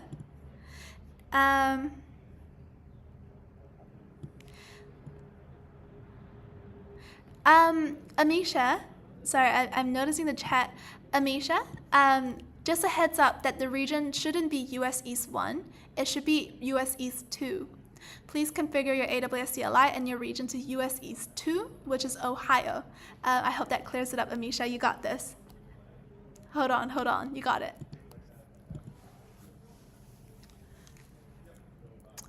Okay, so now that we have this API here, this one is all about sending that request to the chatbot. Okay, and let's break it down a little. /bedrock/query is like a route. You know how you can go to a page and it's like facebook.com/friends, and then you see a list of friends, facebook.com/profile, and you see your own profile. It's kind of like how something after the slash is like a specific route to a specific part of the website. Same thing with API. API is like a family of things you can do. So in this case, we're saying we're going to put the ability to ask our chatbot a question. That functionality is going to be sitting inside the route that says /bedrock/query. And then here, does this look familiar to you? Maybe it should. This is the kind of the API version of the CLI command we ran. Okay, so you see the CLI command, Bedrock agent runtime, retrieve and generate.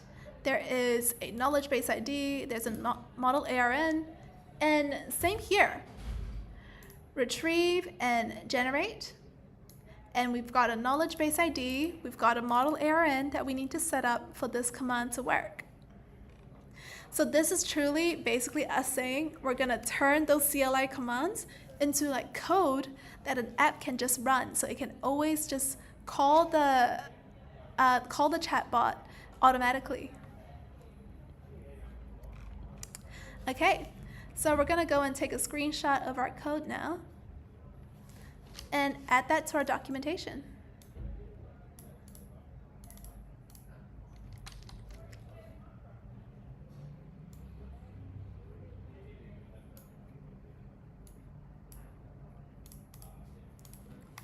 Cool. And let's answer this question next. What are the main sections of the API code and how do they work together? Okay, so our API code has 3 main sections. Importing the libraries, dependencies. Next, what was the next part? Do you remember?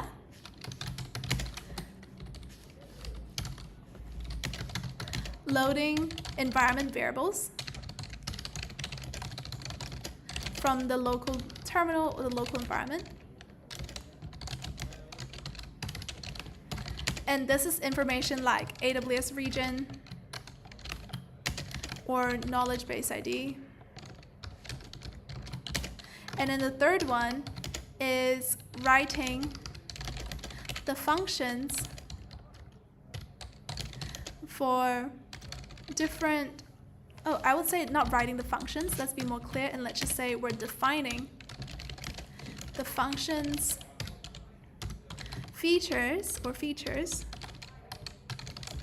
of the API in separate routes. All done. Okay. I hope that's all good. And we are going to next head back to the main page of the repository. And now we're ready to clone the repository now that we understand it a little bit better.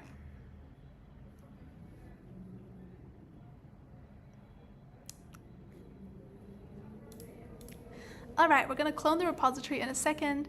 And I see that we have Amisha here with a follow-up that you're doing everything in US East 1. I get it. I've done that before. Honestly, to resolve that error for myself, I did everything again in US East 2 in the correct region. But if you'd like, if you really want to keep US East 1, maybe you can just go and find like another AI model instead of the Llama 3.3 70B instruct model we used. Maybe you can find another model, get access to it, and then use that model ID instead in your command, and that should work okay. The safest bet is to switch regions. I know it's a bit of work, but you got this. It is like 3 times faster when you redo something, and you learn it even better. So I'd highly recommend redoing it and setting it up in Ohio this time. Otherwise, if you really want to try a different route, try finding a model ID of another AI model that you can use within the region you're on. Cool?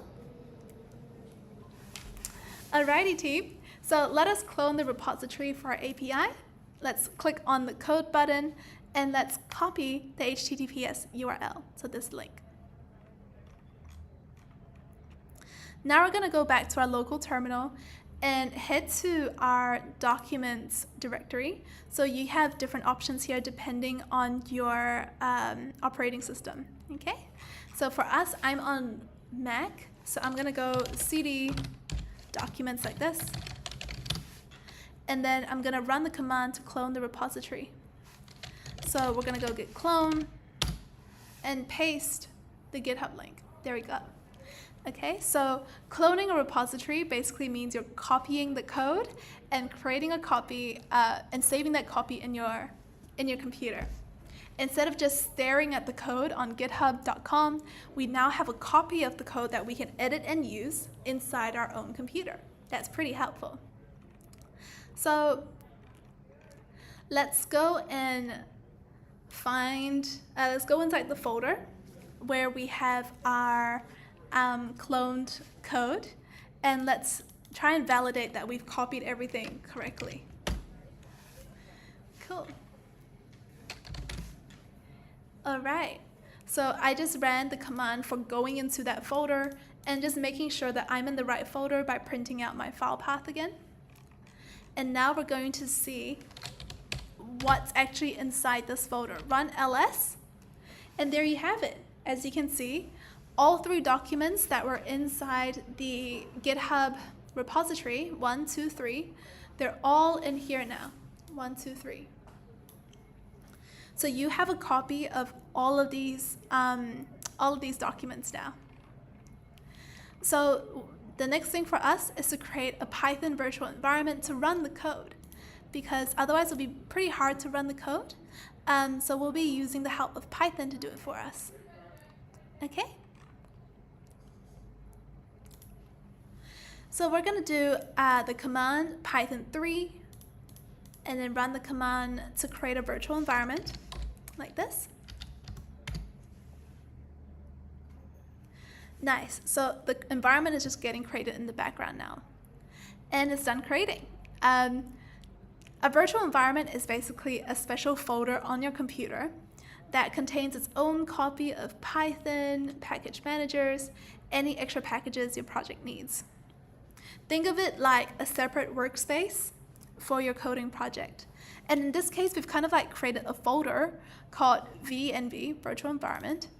And the good thing about a virtual environment is once you delete the virtual environment, it's like deleting everything you've installed. So previously, if I was just using a random folder, I could be downloading stuff into my local environment to run this project. And even if I delete the project, everything I've installed is still in my environment. It's a bit of a hassle to clean it all up. So what the virtual environment does is it says, okay, when you're done with the project, delete the entire environment, and everything you've installed to run the project gets deleted too. No more having to go and dig through, like, what have I installed, and try to uninstall each one by one. It all just gets uninstalled automatically with you. Cool. I hope that makes sense. And let me know if you have any questions about virtual environments. I would say this is a pretty important concept because virtual environments is a big part of how we're going to run the API. So if you have any questions, let me know.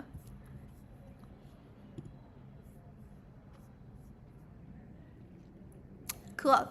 So like us, what we saw just now was nothing in the terminal. It gave us nothing. It actually means the virtual environment has been created with no issues. If you see that, if you see no response, if you run into an error, that's when you know it's like, oh, we need to install something. Okay? But for us, we're okay.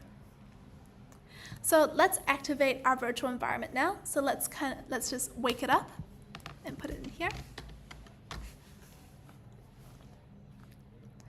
And once it's activated, you can confirm that it's working because you can see VENV, this little bracket at the front of our command line is sitting there. And these little things basically is telling you that you're inside a virtual environment and you're not, the things that you install are just going to live inside the virtual environment. It's not going to live inside your entire local environment. This is great news for us because when we clean up the project, we clean up everything we install. You can even run this command called echo like this to double check that you're at the right place, that there is a virtual environment that has been set up. Okay. And now we're ready to try run the app. We're ready to try run our API. How do you feel, guys? Do you think it's going to be okay? Let's give it a go. Ooh, okay, we're in error zone. That's okay, we're in error land. And error land is saying, uh-oh, you don't have a module called Unicorn.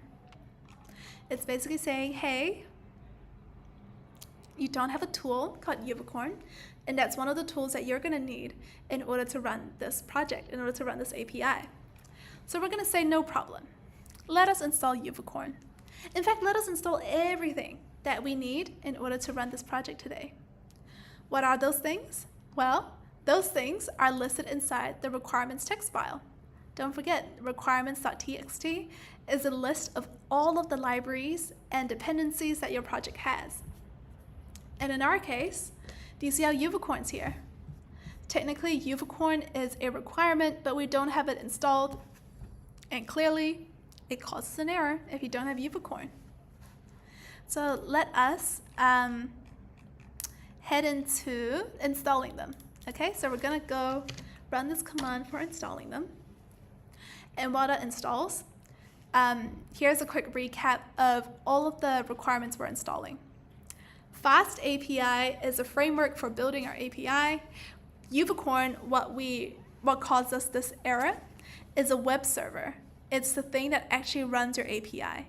It's the thing that actually turns things you type into your browser into API requests. So it's super powerful. And then we have Boto3, which is the AWS SDK for Python, meaning it is like the code version of the CLI. It helps us talk to Bedrock. It helps us talk to our AWS services. And then we have python.env, another one of our requirements, because this one will load environment variables from a file and into your local environment. Okay, so it loads environment variables from your local environment and puts them in here. I don't know if you remember this, but we had that main Python file that had all of our environment variables, remember? And now we're discovering that the tool for actually loading those environment variables into this file is a specific tool called .env, which is why we need to download that too. Okay, my terminal's pretty happy. It's showing us that we have everything that we need. You can even run pip list to see a whole list of all the packages you've installed. It's clearly more than the 4 that we've installed directly. But that's because when you install packages like this, you are actually automatically installing all of their dependencies. What if Boto3 actually needs 3 other packages in order to run? Then you install Boto3 and you install all 3 things it needs to run. So that's like 4 for one tool already.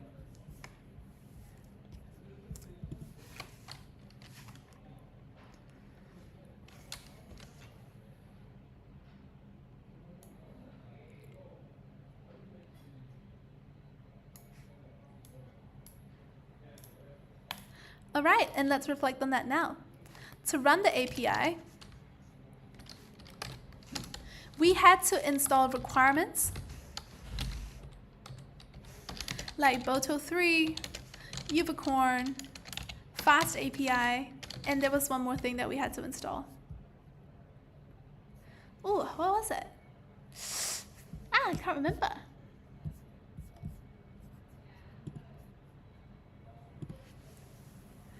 And the last one, and the last one is .env. That's true.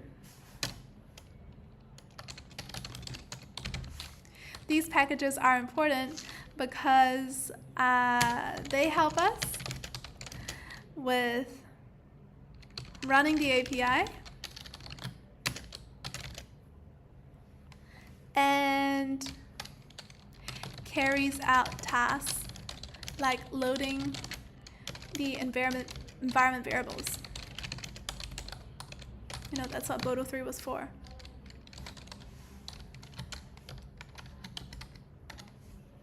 Nice. Okay, we've got our requirements. Surely we can run the API now. Let's copy the code to run the API, paste that here, and woo, we can successfully see that our API is running.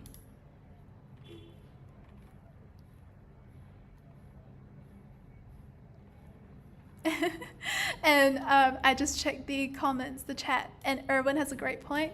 When you delete environments, please be careful that you're deleting the right folder. That was me at one point. I have deleted the wrong folder before. Oh, and there's another shortcut for activating your virtual environment. This is new to me. Oh, That's cool. Thank you, Erwin. I'm going to note this down.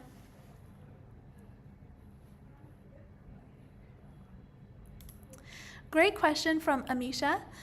For Windows, do we activate the virtual environment in PowerShell or in Bash? If I'm not wrong, I think the project was written with PowerShell in mind. I think the commands that we have here are PowerShell friendly. I'm just going to quickly double check this.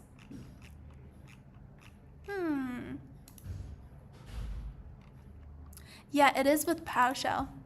So you can see that the language that we were using here, I'm not sure if language is the appropriate word to use in this case, but I'm going to say it anyway. The language that we've mentioned in this code block is PowerShell, so I would use PowerShell. Amisha, I hope that helps. Thank you. Let me know if you run into any other errors, Amisha. It's very important that all of these commands are Windows friendly. And currently that's something that we're trying really hard to improve with every single piece of feedback that we get in these projects. So thank you. Okay, so we can see that our API is now running. So shall we go visit it? Let's go and copy this link. Oh, I'm so excited. And try to run it in a new tab. Oh, ho, ho, ho. Welcome to your RAG Chatbot API. That definitely worked. Congratulations. You got the API to run. Now you can match this with what we define inside the main Python file. Do you see this? So here we say at the root of the API. So we're at the root of the API. We don't have any fancy slashes, clearly. There's no fancy slash here, which means we're at the root. We say, give them the message, welcome to your RAG Chatbot API. It's almost like it's carrying out exactly what we defined in our main Python file. So that's pretty damn cool. And yet it really does help us confirm that your fast API, the server is now running correctly and the root endpoint is working.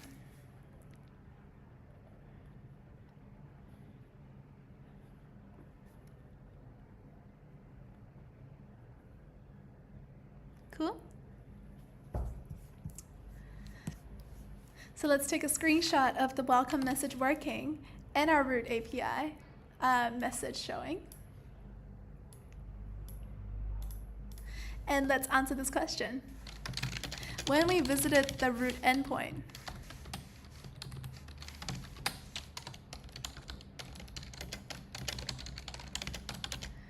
we saw a message that says, welcome to your RAG Chatbot API. This confirms that our API is working and our root is accessible. The message is exactly as we defined it. Yeah, the message is exactly as we defined it in our main.python file. Oh, actually, since I have more characters, let me just add more detail. The message is exactly as we defined for our root endpoint in our main Python file.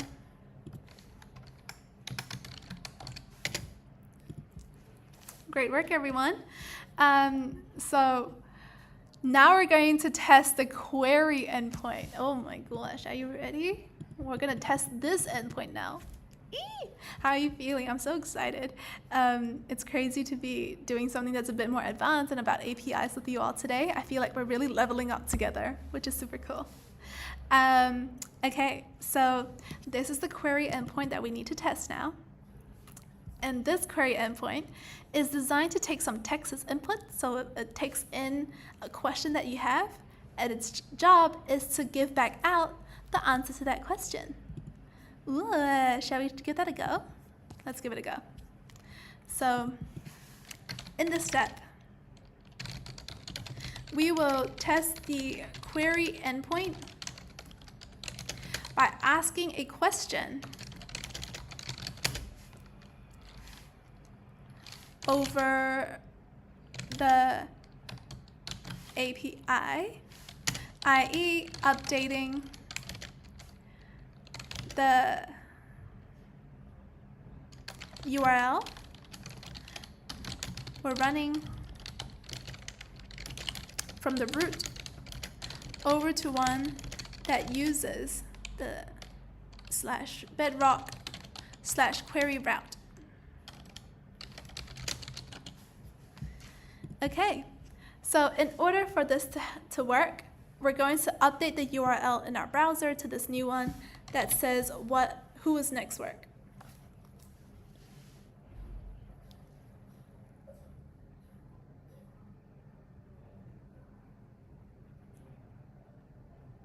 Cool. Let me know any questions that you might have before we go. Before we go and run the command, run the query.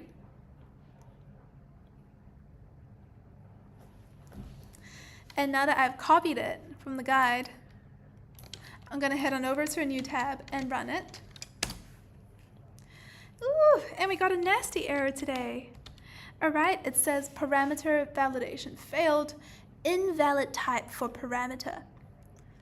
The knowledge base ID is invalid.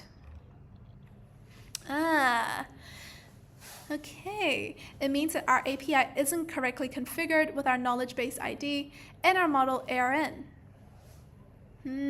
Okay. So let's take a screenshot of this nasty ass response and let us update our documentation.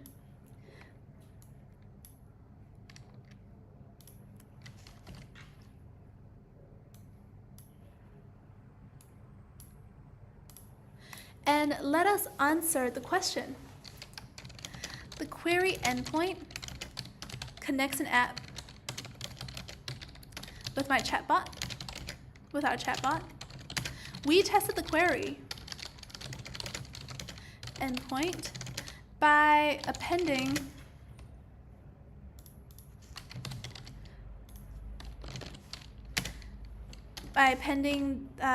the query and the route to the end of our URL. The response was a parameter. The response was an error that says parameter validation failed. Because we haven't defined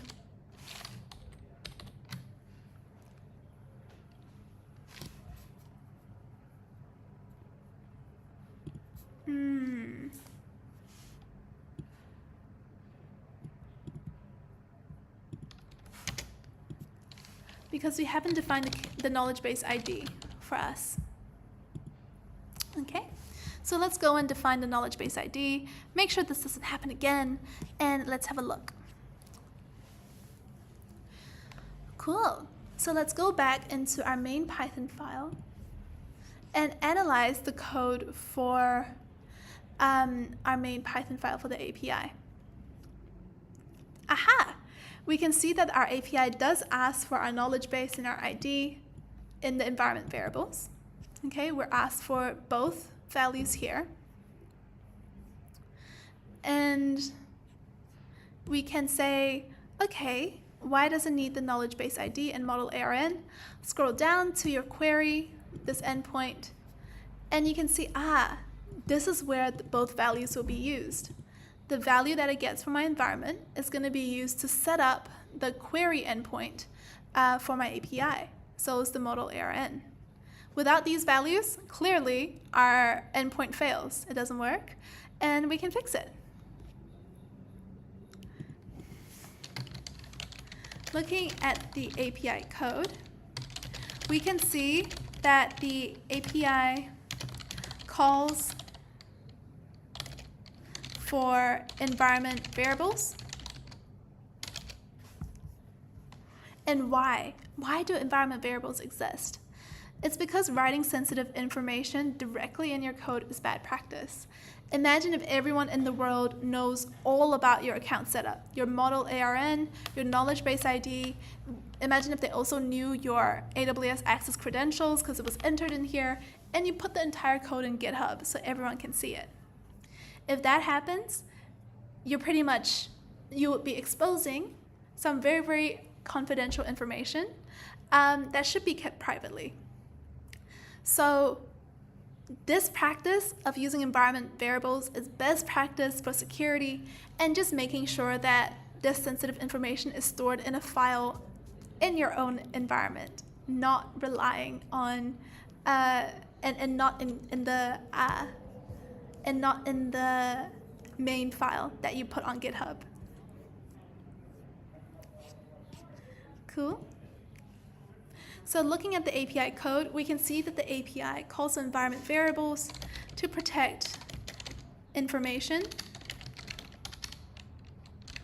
like your AWS access keys, knowledge base ID,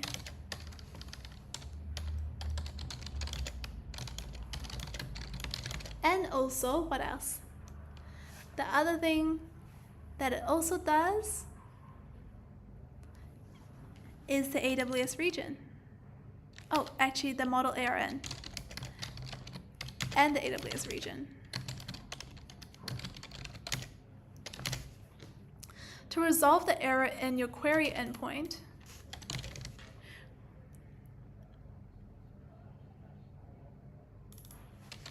we're gonna need to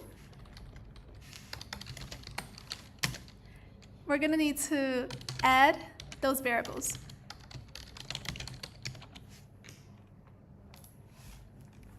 Okay, so let's add them now. To save environment variables, there's a standard file that you use. That standard file is called the main Python. It's called the .n file. So let's try and do this now, all in the terminal. Let's go here. Let's press Control-C and stop our server. And we're gonna say, hey, we're just gonna stop running the API for a second there, and we're gonna focus on loading some environment variables instead. So let's create the environment file and copy that code here. So we're gonna use touch to create a new file, and nano, this is for Mac users, nano to open the file inside the terminal and just edit the file inside your terminal. So you don't have to go to like another software, like another text edit and create a new text file in order to do this. Windows, you have your own version of the same command over here with new item and notepad. Cool. Okay, so, oh my gosh, big shout out to Amisha. This is so cool. You got the success message in your browser. You're so close. Oh, I'm so excited for you, Amisha. It's been a wild ride doing this project alongside you. I've enjoyed every single bit of it. Okay, so let us now fill in the environment file. And there's going to be a few details we need to give them, but luckily those details are easy to give. Okay, it's easy to give. We're going to paste that information inside our file first. And you're going to notice that the region is already filled out for you. It's going to assume you're using US East 2. And then you have your knowledge base ID. So let us add in our knowledge base ID. And where do you have the ID? You're helping yourself out today. Look at that. You have the knowledge base ID already because you saved it inside this text file earlier in this project. So let's copy that over, put that in here, and do the same thing for the model ARN. You've already got it. You've already got it. You don't even need to search for it again. It's already right here. Okay? So if it looks a bit awkward like this, just know that it's because the model ARN can't fit into one line, so it looks a bit funny. But I promise you, the model ARN has been copied. You can even just use your keyboard and click on the left arrow to see this, and just navigate through your model ARN. Cool?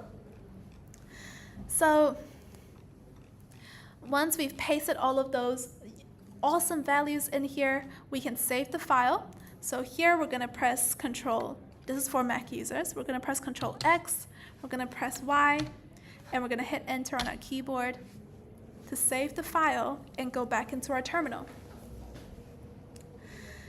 After that, you can try read the environment file to double check you have everything correctly. So let us paste that in here. And this command called cat is a command that helps us with reading what's inside this file. And clearly, the file read says, congratulations, you've got all three environment variables successfully in here.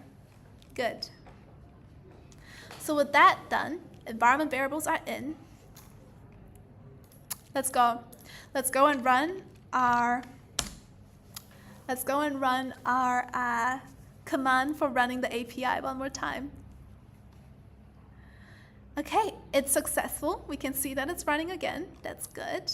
And let's visit the query endpoint again. So let's find this endpoint that previously failed and reload it.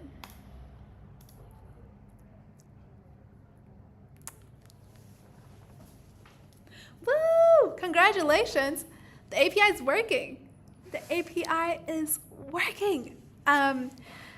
You've got a successful response from your chatbot. If you got an error, just know it's completely normal to get errors, and we have troubleshooting tips here. We also have a community where you can ask questions if you get stuck. But you're gonna get to this stage. I promise you, it's so good. It feels so good when you see that the API is working, and you can actually ask questions to your chatbot over an app now, basically. So mission accomplished. You've built an API. You can ask questions. The responses are great. Everything is working together. This is your chatbot responding to you. Okay. It really does open up so many possibilities, by the way. You can build a chat interface, integrate it with Slack, create a mobile app. You've come a long way. So many new things are now open to you because you have this API set up. As a little success, let us take a screenshot, put that in our documentation, and reflect.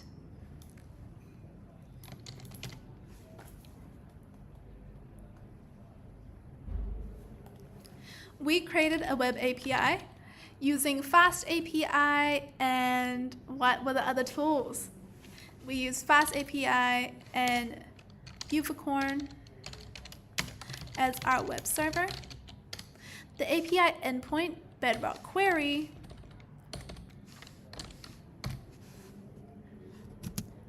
responded with a response for our question, what is next work?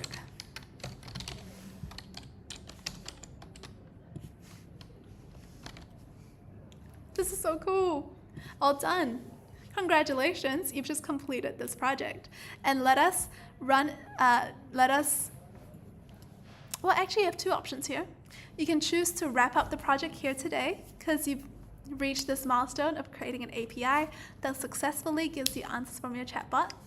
Or you can do a secret mission with me and let us actually call the AI model directly. So in this secret mission,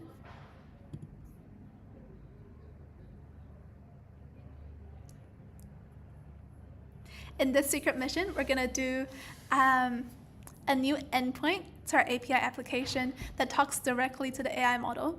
So this means your chatbot can answer questions using the AI model's built-in knowledge, like ChatGPT, without using a knowledge base. For any applications using your AI, this is a pretty nice upgrade. Now other apps can also use that same API you're giving them for general knowledge answers from the chatbot, not just answers about the documentation or whatever information you put inside your S3 bucket. Cool. Are you excited? I am. In the meantime, I can see we have a question from Amisha.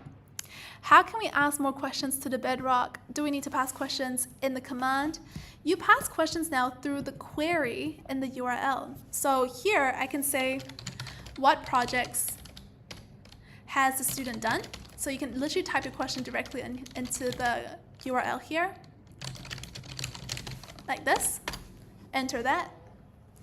Do you see how I didn't even need to like encode it or anything? I just typed it out in full like I was typing into a chat box. And you can see the answer comes out immediately. So just replace whatever is after the equal sign in your URL to ask other kinds of questions. Cool. Thanks, Amisha. Oh, Amisha also asked a question. Can we just replace knowledge base ID and model ARN to our Python file? I get what you mean. You can, but you will have to rewrite your Python file. You have to rewrite your Python file so that you are not using some sort of tool to get an environment variable anymore. You're just going AWS region equals and then put in the values. Again, like we've talked about just a second ago, maybe you asked this question earlier before I explained it. So apologies if I'm repeating myself. But the good reason why we don't add it to the Python file is so that you can secure this information. So really up to you. If you want to take the shortcut, you can. Cool. Okay, so we're now going to go into the secret mission, which is again about letting our API talk directly to our AI model. So in our case, what if you can talk directly to the Llama 3.3 model that we're using to talk about anything else? Let's jump right in and get started. In this secret mission, we're upgrading our API to talk directly with our AI model, e.g. Lambda 3.3 instruct, without using our knowledge base. i.e., we're talking about general trivia instead of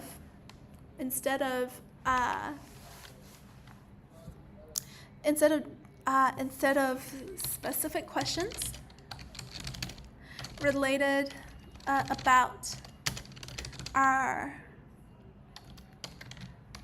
knowledge bases documents. Okay? We're going to select done, and we're going to go ahead and try run this secret mission. So press Control-C to stop the current API. And if you'd like,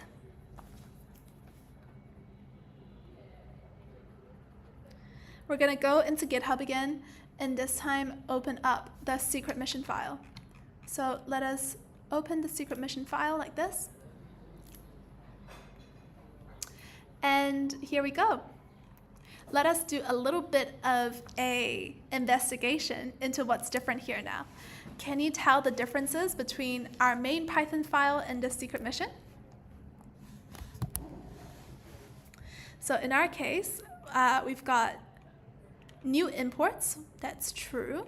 Do you see how the number of imports is like way bigger here? We have a logging module here now, and the logging module helps us track what's happening in our application. It's like a digital diary, and this is going to be important the more complex your API gets, because you're going to want a lot of tracking about, okay, what went wrong? What went wrong if something didn't go right? Next, we've got the JSON module. Do you see that over here? And the JSON module helps us work with JSON data. Now, we're working with JSON data in this API, or in this secret mission extension, because that is how, I was going to say, it's how like our API responds with a JSON message. And I think, and here you can see that we actually invoke the model and use JSON like this too. Cool. Notice how JSON is only used inside a new endpoint, okay, called invoke. before we were using the endpoint called query. Oh, where did it go? It's at the bottom. So before we were using this endpoint, Bedrock query, and it's about querying our knowledge base, talking with our chatbot about our documents. And now we've got a new endpoint called invoke. Okay? And this invoke endpoint skips the document search completely. It skips your knowledge base. It asks the AI model directly, and it's better for general questions. As you can see, we use JSON here when we actually invoke the model, which means we wake up our Llama 3.3 model because our model is probably going to respond to us. Our model is going to need to, how do I say?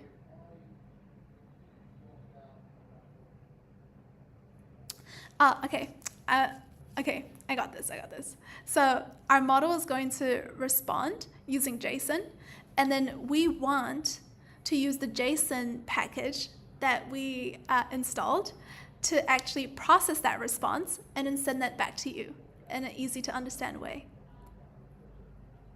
Awesome. I hope that makes sense, and I hope that clears it up on why we're using the JSON module too. Now in the middle, we've got the environment variables here. Do you see a new environment variable? Do you see it? It's over here, model ID. That's right. We're using a model ID because, again, that new endpoint, it is formatted a bit differently. This endpoint uses the model ID instead of the model ARN to talk to the chatbot or to talk to your AI model. So we use the model ARN for querying our knowledge base, but we use the model ID to just talk directly to the AI model. Okay, and that's why we need to import model ID as well. Okay, so let's reflect on these changes and these differences, and let us run the new API. In a project extension, we decided to extend our API by giving it the ability to let an application talk directly to the AI model.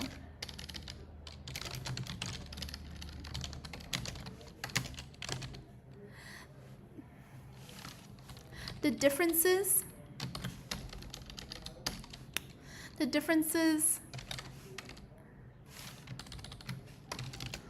we need to update.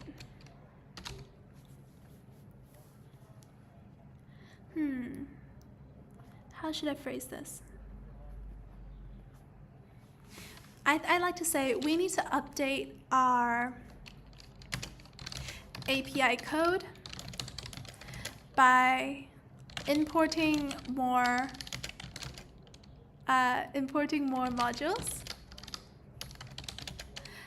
We also need to load a new environment variable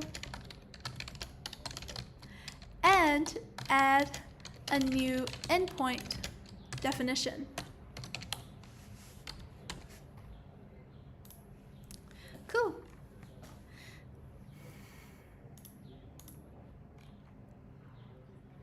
Just going to check if we have any questions. Cool, we don't have any new questions. Oh, we have one. We got Neo Trinity, hello, tuning in from Twitch, saying, hello, what is a RAG chatbot? Great question.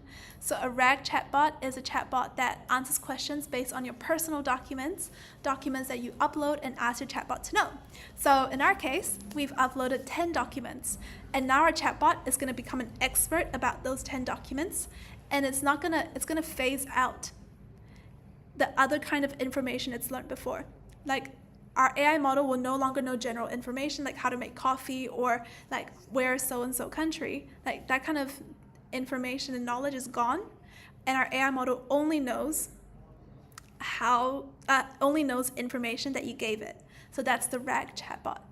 Right now in this secret mission, we're extending this chatbot with giving it the ability with giving it the ability to not be RAG, basically, and answer questions that are not related to our information as well. So to do that, we're going to just run the application by using that same command about unicorn, but this time we're using secret_mission. So let's run that, and it's running. So good. And we're going to head back to our browser tab. And let's now try to talk with an AI model directly. Let us use the new invoke endpoint. Do you see how it says invoke, not query anymore? So we're going to use the new invoke endpoint to ask our AI model why the sky is blue. So let us put that here. Dang, model ID is not configured. Oh yeah, do you see how we loaded a new environment variable?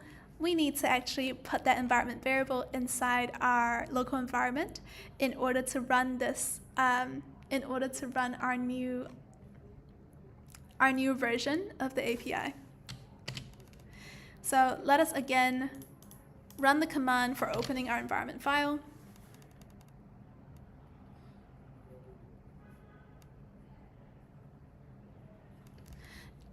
And add the information about model ID.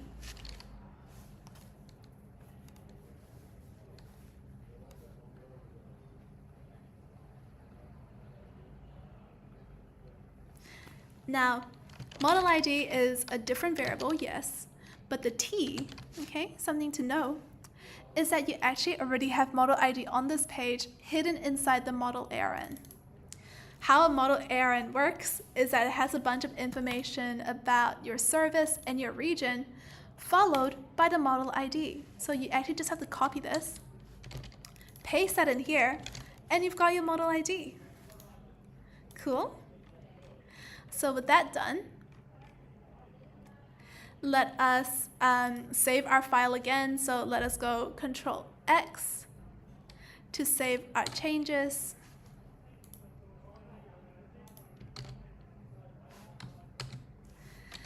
Press Y to confirm that we want to make those changes, and Enter to go back to our terminal. Again, we have the Windows equivalent for that command here. Okay? And we're going to go and just check that our environment file was updated correctly by using cat. So cat environment prints out our environment variables, and yes, we can see that the model ID is right here. Very, very good. So we've loaded the model ID correctly, and now let's, for the final time, restart our secret mission API like this. Okay, so it's running now. And moment of truth. Let's go test our invoke endpoint again. Reload it. That feeling is just too good. It's too good. It works. We can now talk with our AI model directly. We can now say, why is the sky blue? And our AI model, it says, oh, the sky appears blue because of a phenomenon called Rayleigh scattering. Okay, cool. Thanks for letting me know. Now our chatbot can do both queries specifically about your AI, specifically about your documents, and also about general knowledge too. So let's take a screenshot of this success and put that in our documentation. All right. So we initially ran into an error with the new endpoint because we didn't add the model ID into our .env file, i.e. the environment variables. Once we fixed it, we validated the endpoint by asking our chatbot why the sky is blue. It responded perfectly, even though it's not relevant to our knowledge base. So that's pretty cool. Now let's compare this with a knowledge base query. We're going to change the URL back to Bedrock query instead of Bedrock invoke. And now ask again, why is the sky blue? Nah, the search results do not contain information about why the sky is blue. I see. Do you see how when you ask your knowledge base the same question, it's going to say, you have no information about why the sky is blue. Why would I know that?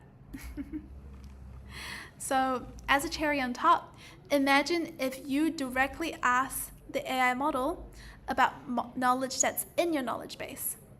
So for example, if we asked it about projects the student's done, let's ask the AI model, what projects has the student done?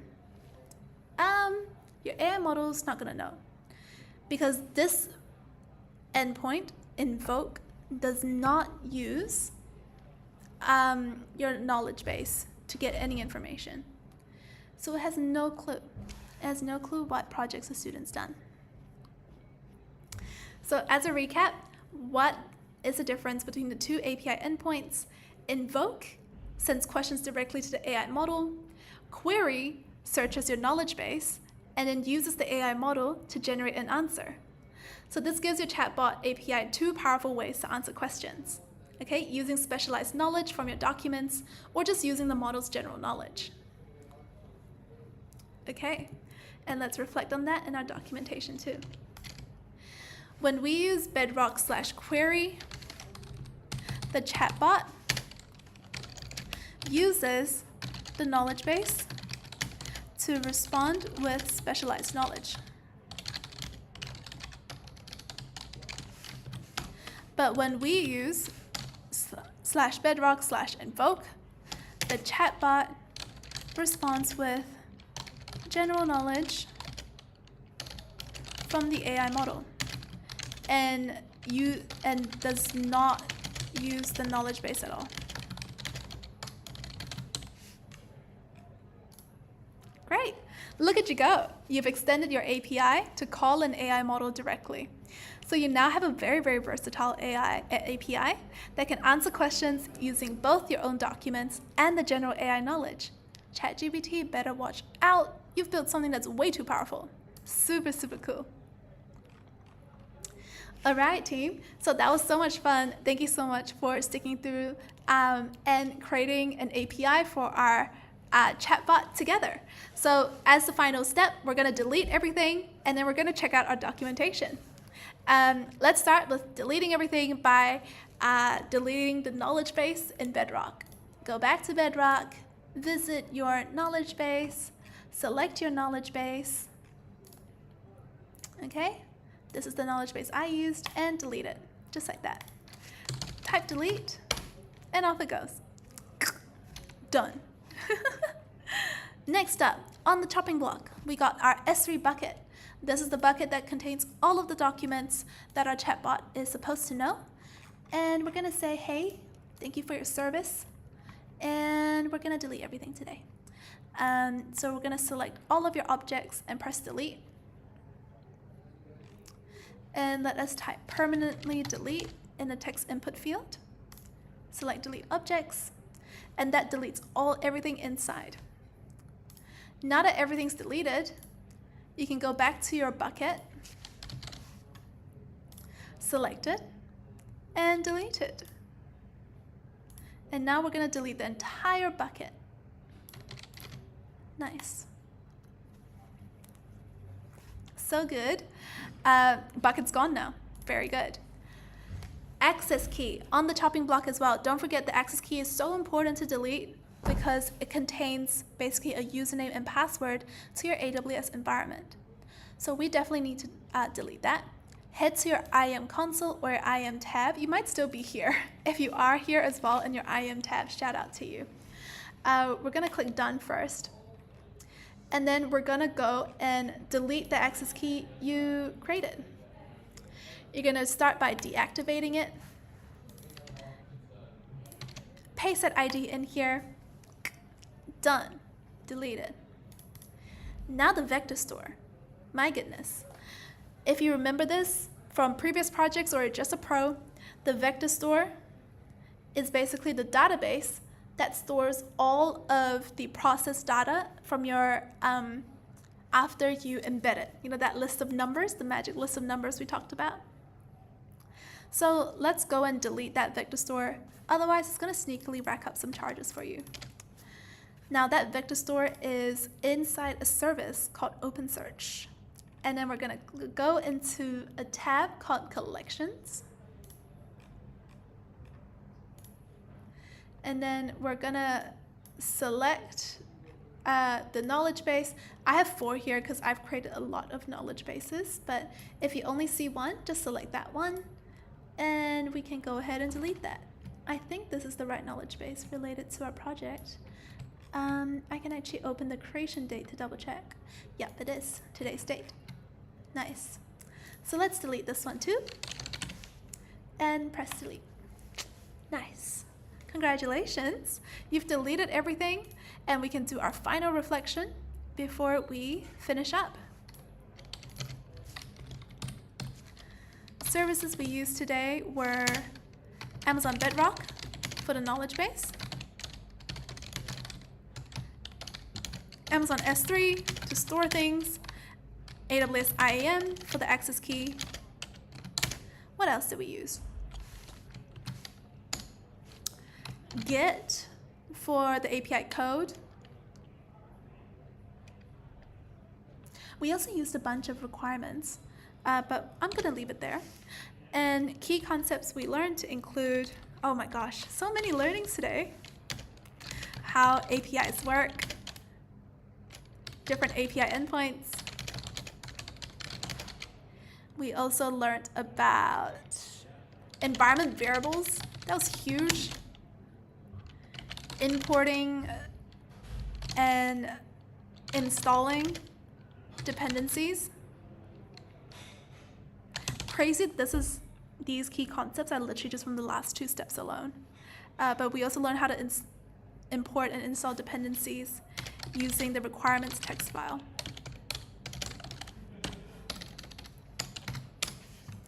Okay, nice work. This project took us approximately 2.5 hours, including the demo time.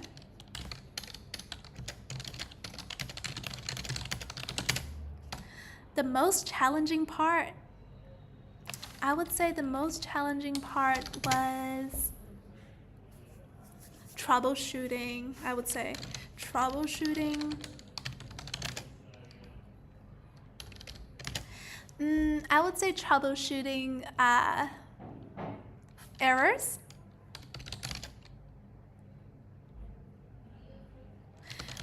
With our API. That was pretty tricky. I would say it was also kind of tricky to troubleshoot using getting the CLI commands to work inside your local terminal was pretty tricky as well.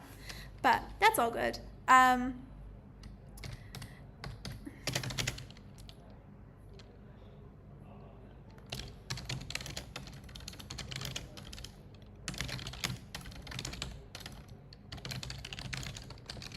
It was most rewarding though to run different endpoints and call and get different results. That was awesome. We did this project today to really level up our understanding of RAG chatbots in AWS, and more importantly, really, how we can turn our chatbot into an accessible service that other applications can use. This project definitely met that goal and was fun. Shout out to Amisha for doing the whole project with me. That was so cool. Thank you so much. I just realized I missed a few questions, but you guys are also sweet. We got Erwin sending a lovely smiley face. We got thank you so much from Amisha. You rock too. Oh my gosh, Plaxides coming back here. This has been such a great project demo. Thanks, Nat. That's so sweet. Sending a virtual hug back. Oh my gosh, that's so sweet. Thank you. All right, Amisha has a good question here too. And I'm going to switch to a blank background to make this easier to read. If we just redo the Bedrock and CLI part of this project in the correct region and have the correct credentials, everything should work, right? Do I need to do the whole project again? Yeah, if you've created your S3 bucket and your knowledge base in the wrong region, you will need to start there. So you will need to start by creating your S3 bucket in the new region, creating the knowledge base in the new region, and then running the commands using that new region as well. I know it's a bit much, but Amisha, actually knowing that this might be your very first time doing this project on RAG and Bedrock, the moment you do that repeat, you're gonna have so much knowledge about how it works that the first two parts of the project are gonna be so like, oh, I already get it. So I would say it's very, very worth it, Amisha. Sending you all the best. All right, so, okay. We're almost done with our reflection, so I might as well put that in here so we can all see everything. And congratulations, that's a wrap for today's project. You've just built a very powerful RAG chatbot API using Amazon Bedrock. So congratulations. And I think this is an awesome list of learnings. Look at that. You set up an S3 bucket to store your documents. You created and configured a knowledge base. You requested access to use AI models in Bedrock, and we did that. You accessed Bedrock using the CLI, and you built an API to query your chatbot. So congratulations. That is something to be so proud of, and our documentation is just getting created now. Cool. I'm just gonna clear my tabs to make this easier to run. I can feel my computer going into overdrive. All right, now let's download our documentation. And as you can see, I have multiple different options here. I can save it into my portfolio, which I'm gonna do first. And I can even choose what theme I want. Do I want my documentation to have a fun background? Do I want my documentation to have a dark background? Let's use dark for our portfolio, and we'll use fun for when we post it on LinkedIn. So you can even add a URL here, which is pretty cool, which means you can add a link to your GitHub portfolio or your LinkedIn into your documentation too. For now, let's just save it.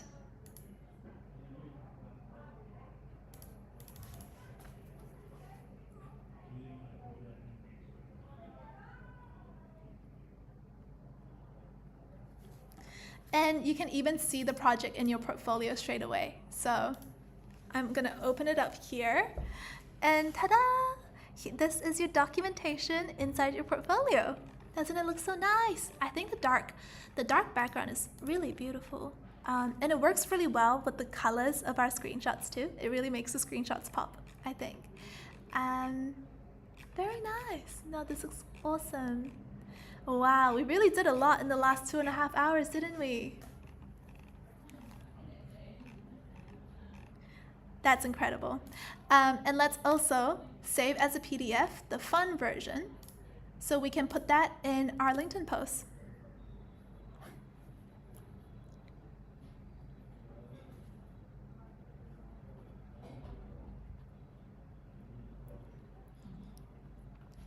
Okay, so here's a pre-filled LinkedIn post for you.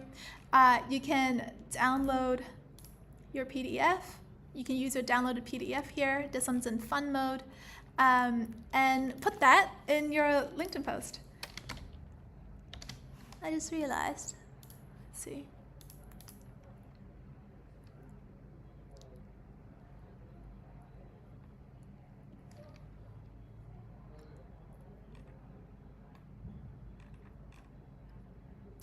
Huh. I'm not sure why this link is blocking me from adding my documentation, but let me just create a new document like this. Oh, this is my old post, But let me create a new documentation. This is the pre-built LinkedIn post that you can use. And then you can click add a document, choose a file, easy peasy, and put in your fun document.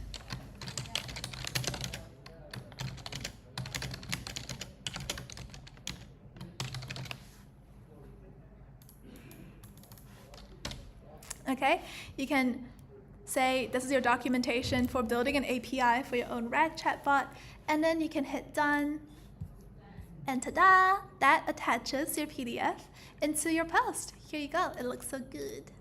I'm quite happy with it. And once that's done, click post, and voila, it's out in the world. Everyone can see the amazing work you've done, and you show the learnings that you can share as well. So that's amazing. Thank you so much for joining me in today's project. This has been so much fun. A big shout out to Erwin, a big shout out to Amisha for being the loveliest presence in the chat. And a big shout out to Plexidus as well for all of the support. I hope you get to experience like the amazing wow of seeing this API work. And if this is the very first time you're creating an API, kudos to you. That's an amazing achievement. It's like a double win. So cool beans. I'll see you in the next project. We're gonna be, in that final part, we're gonna be doing something exciting. We're gonna be putting the API that we just created into a web app that can actually act as a chat function to really complete this RAG chatbot series that we've been working on. Yeah, I can't wait to see you then. I hope you enjoyed that project too. All right, thank you everyone. I'll see you in the next one. Bye.